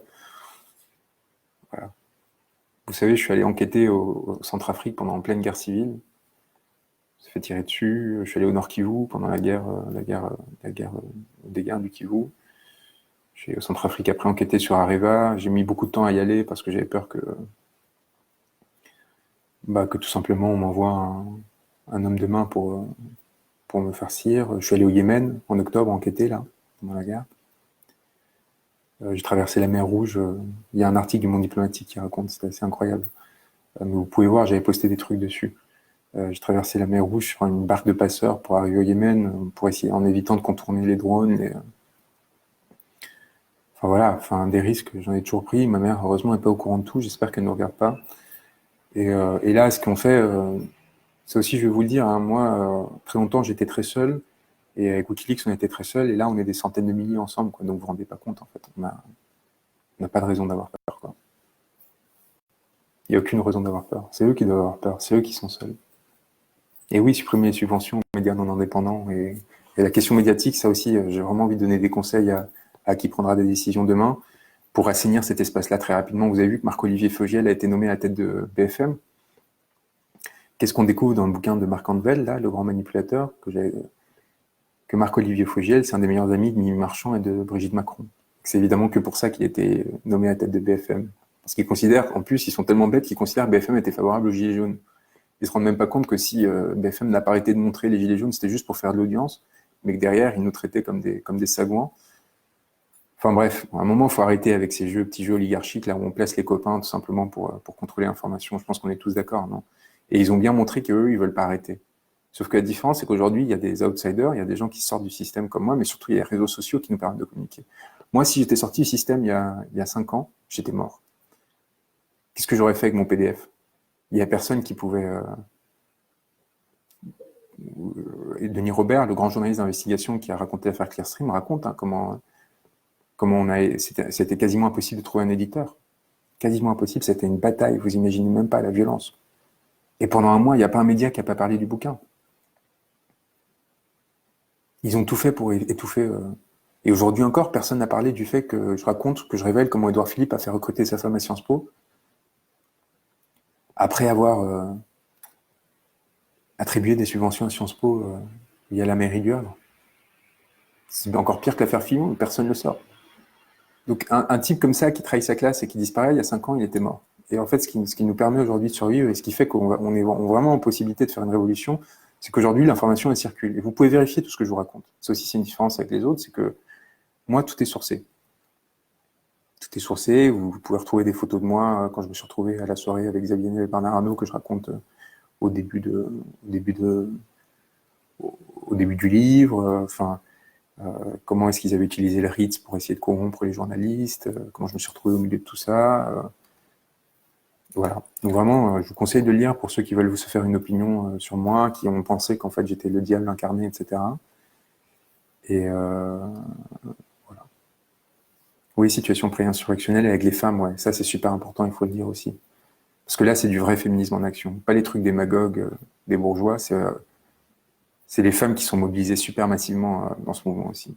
Parce que c'est elles qui ont supporté la violence de la crise et une grande partie de ce qui s'est passé depuis 2008 et qui s'en sont pris plein la gueule. C'est les femmes qui en peuvent plus aujourd'hui. Et vraiment hommage, hein, parce qu'elles ont eu un courage extraordinaire et elles ont su imposer leur voix très naturellement. Et sans elles, ce mouvement ne serait même pas le début du tien de quoi que ce soit. Voilà, je pense il est 1h40 quand même. On a beaucoup parlé. J'espère que je sais pas si vous avez des questions, des inquiétudes. Encore une fois, de toute façon, moi, je suis là pour transmettre des informations, pour accompagner ce mouvement, pour m'engager. Encore une fois, je vais pas être hypocrite, hein. Enfin, ça m'a apporté tellement donc je vais pas faire comme si c'était pas important ce qui se passe pour moi aujourd'hui. C'est super important d'avoir ce lien avec vous et, euh, et voilà, je voulais vous remercier. Ouais. Est-ce que je veux pas faire une version de Crépuscule présillettré, les alcooliques? Ah là là, et pour ceux qui fument des gitanes et qui roulent en diesel, c'est ça? Et est-ce que j'ai subi des menaces? Ouais, mais surtout quand je travaillais avec Wikileaks. Femme qui est venue une fois, qui me disait travailler pour la DGSE, qui arrivait le visage complètement tuméfié après m'avoir rencontré à Bangui, où elle m'a dit que ça avait été mon agent traitant. Des histoires, vous imaginez pas, quoi, complètement délirantes. Des histoires d'hôtels, enfin bref. Enfin, je peux pas toutes les raconter, mais vous imaginez pas, quoi. Et quelqu'un qui me dit comprend que ton parcours soit difficile de te faire confiance et ta famille, moi je pense que c'est l'inverse. Je pense que mon parcours démontre étape par étape à quel point je me suis engagé, j'ai pris des risques pour l'autre. Mais par contre, pour se rendre compte de ça, il faut lire ce que j'ai fait. Il faut regarder les articles que j'ai produits, il faut regarder les preuves et pas juste s'appuyer sur les paroles de personnes qui veulent me détruire parce que je leur fais concurrence, parce qu'ils pensent que je leur fais concurrence, que je vais leur piquer leur petit marché, leur petite situation bien confortable. Moi, mon bouquin, il est en ligne gratuitement et la seule chose que je veux, c'est qu'on change cette société, que je puisse retrouver une place dans cette société qui fasse du sens. Et là, dans le monde diplomatique, je signe un article. Le monde diplomatique, c'est pas le monde, attention, et c'est important parce que c'est complètement indépendant, même si ça appartient au même groupe, ils ont réussi à créer une charte. Comme quoi, c'est très facile en fait. Du coup, c'est les seuls à défendre les gilets jaunes massivement, la seule presse écrite qui existe. J'incite à le lire, et les seuls à défendre Julian aussi. Et donc j'ai signé un grand article là-dessus où je raconte justement comment est-ce qu'on s'est battu pour tout ça. Et non, j'évacue pas l'Union européenne, mais vraiment, mais arrêtez, c'est dur quand même. À chaque fois, vous prenez les choses en vol, vous vous commencez à vous attaquer bille en tête en disant pourquoi t'évacues Attali, pourquoi t'évacues Rothschild, pourquoi t'évacues l'Union européenne, pourquoi t'évacues ci, je sais pas quoi, alors qu'on vient d'en parler une demi-heure avant et juste vous étiez pas là. Pourquoi vous faites ça? C'est quoi? D'où vient cette agressivité? Et surtout, pourquoi est-ce que vous la retournez contre nous, en fait? Vous n'avez pas compris que justement, ce mouvement, c'était une façon justement de canaliser ces violences qu'on avait subies ces dernières années, et de les retourner vers autre chose. Et non, je suis pas un leader. Évidemment que je suis pas un leader. Ça veut rien dire être un leader. Si j'étais un leader, je reproduirais la même position bourgeoise. Je reproduirais exactement le système. C'est-à-dire, vous avez le petit bourgeois là qui sait tout, qui vous explique la vie et qui décide pour vous. Bah non. Là, par contre, je suis un allié, je pense. J'espère être un allié. Tant que vous me considérez comme je suis un allié, ouais, je serai. Je me battrai à vos côtés. Encore une fois, à vos côtés dans le manif, en première ligne, pour intimider les autres, là, ceux qui sont en face et qui ont essayé de nous écraser, de vous écraser, avec de la violence symbolique en disant vous n'avez pas fait d'études. Hein, bah ouais, bah si. Il y a des types comme moi, comme Régis Portalès, polytechnicien, qui s'est pris une plainte dans la gueule et des poursuites pour avoir porté son uniforme de polytechnicien pendant l'acte 3, bah qui sommes là. D'ailleurs, on bosse ensemble, c'est pas sans raison. Je suis devenu son avocat sur cette affaire aussi. Pourquoi? Parce que on veut accumuler du capital symbolique, le redistribuer et leur envoyer à la gueule et dire bah voilà, vous pensiez que vous étiez plus malin, bah nous on a fait de meilleures études que vous, parce que je veux dire que Polytechnique est normal sup, il a raté 3 fois normal sup, le petit Macron. Ah ouais, bah moi j'ai fait normal. Donc bon courage pour nous envoyer cette violence symbolique. Donc c'est pas moi le sujet. Par contre, c'est vous le sujet. C'est s'assurer qu'ils ne puissent pas vous dire bah ouais, vous voyez, vous savez pas ce que vous faites, etc. Bah si, vous savez très bien ce que vous faites. Et vous avez des gens à côté de vous qui ont très bien compris que vous saviez ce que vous faisiez et qui se portent caution de vous, quoi, en gros, quoi. Vous n'avez pas besoin de nous. Par contre, eux, ils auront d'autant plus peur de vous si on est là à côté de vous. Et après, chacun s'organisera. Voilà, et quelqu'un demande le lien du PDF. Alors, c'est pas exactement la même version hein, que le bouquin, qui est un peu mieux. Mais apparemment, il y a déjà une version piratée du PDF qui est sortie dans le bouquin. Encore une fois, c'est assez cohérent. Hein. Moi, je me suis battu contre Adopi justement parce que je croyais pas à toutes ces histoires de copyright et je croyais vraiment au libre partage. Bah voilà, 10 ans après, alors que c'est un best-seller et qu'on aurait pu gagner encore plus d'argent, éventuellement, je sais pas quoi, il est en ligne gratos. Et je vous conseille peut-être. Donc, si vous téléchargez le PDF, essayez de trouver la version pirate qui correspond du coup à la version qu'on a éditée, qui a encore plus d'informations, la préface de Denis Robert, etc. Si vous voulez l'acheter, c'est 19 balles, c'est un peu cher, mais ça aidera peut-être votre libraire et voilà, tout simplement. Bon, bah écoutez, enfin en même temps, j'ai envie de continuer, mais il faut qu'on y aille. Et Godard soutient les Gilets jaunes, ouais. Il y a une académicienne Gilets jaunes. Faut qu'on aille les chercher, les gens bien au sein de cette élite. Il y en a quelques-uns encore, c'est sûr. Faut leur ouvrir les yeux, mais c'est pas la priorité. Faut pas s'user pour les convaincre. Vous avez raison. N'oubliez pas ça. Vous avez raison de toute façon. Donc vous n'avez pas besoin d'eux. S'ils peuvent vous apporter quelque chose, tant mieux. Mais vous avez eu raison. La taxe carburant, vous le saviez, ils ne savaient pas. Ils s'en étaient même pas rendu compte qu'ils étaient en train de se faire avoir par Macron. Que c'était pas fait pour financer la transition écologique, mais pour financer le CICE. Et qu'est-ce qui a permis de s'en rendre compte? Les Macron Leaks, révélés par Wikileaks, où il y a écrit noir sur blanc le conseiller fiscal de Macron qui va raconter des histoires aux Français sur cette affaire. Donc voilà, c'est comme ça que ça se relie entre eux. On moque l'Afrique corrompue et que dire notre propre pays, bah ça c'est un truc que je me suis rendu compte. Ouais. Ouais, c'est triste, hein. Mais on a peu de choses à dire. Pour ceux qui se demanderaient, au cas où, mais parce que maintenant j'ai appris à tout expliquer, là les 3 photos derrière, je sais pas, au cas où quelqu'un interprète un signe sataniste ou quoi que ce soit, c'est 3 photos de Marie-Laure de Decker, qui était une grande photographe de guerre, qui nous regarde peut-être, que je salue, qui est une très bonne amie de mes parents, qui est allée au Tchad, là-haut, au Vietnam, pendant la guerre du Vietnam, vous vous rendez compte le courage qu'elle a eu, et en Inde, là, sur le Gange, pour prendre des photos des grandes, qui a pris des risques énormes, qui était apparemment devenue l'amante de Valéry Giscard d'Estaing dans les 70 pour obtenir des visas pour ses amis rebelles tchadiens. Bref, une femme extraordinaire qui s'est battue. Et à côté, c'est un peintre mexicain, Carlos Torres, un ami de la famille. Bon, voilà. Je pense on y est. J'ai l'information sur le Bilderberg. On en a tous pas mal. C'est un club, en gros, où les plus puissants de ce monde se réunissent et essaient d'accorder leur violon, quoi. Donc, ce qui est important, c'est que ces gens-là soient moins puissants. C'est pas Bilderberg, à la limite, on s'en fiche. Et s'assurer que ceux qui nous représenteront arrêteront d'aller là-bas, quoi. En gros. Et surtout, s'assurer qu'on arrête d'avoir que des gens soient aussi puissants et d'autres moins. Enfin, c'est ce que j'en sais. Après, je suis jamais allé là-bas, hein, pour le coup. Donc, voilà. Et non, je me taillerai pas mon mono-sourcil. Vous arrêtez avec ça. C'est mon identité. Faut arrêter avec le fascisme de l'esthétique qui serait la même pour tous. J'ai pas pour vocation d'être un beau gosse ou quoi que ce soit. J'ai pour vocation d'être moi Ça fait partie de ma vie et je vois pas pourquoi tout d'un coup la modernité a fait une fixette là-dessus. Donc, je suis très fier de mon sourcil. Je vous emmerde pas, mais je vous demande d'arrêter. Voilà, allez, on y croit. On arrête de se concentrer sur des bêtises. On s'organise, on se mobilise, on voit avec notre voisin, nos amis, qui est prêt à se donner un peu d'envie là pour se battre pour nos opinions. On arrête de se regarder sur Facebook, de faire des commentaires, de s'engueuler, de s'accuser de satanisme et de compagnie. On se fait un peu confiance et si on se fait pas confiance, on reste méfiant, mais on se regarde bien droit dans les yeux et on s'appuie sur des faits pour le faire. Et on fait tomber ce gouvernement qui est en train de nous foutre en l'air la vie et qui est en train de foutre en l'air la vie de beaucoup trop de personnes. Ok?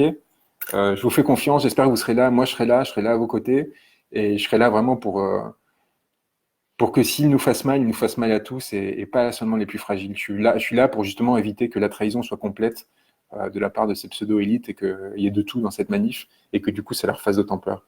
Allez, courage à tous et à l'amour, parce qu'on fait ça pour ça, je pense. Pour la possibilité d'être aimé, d'aimer et d'avoir un lien entre nous qui sont obstinés à saccager.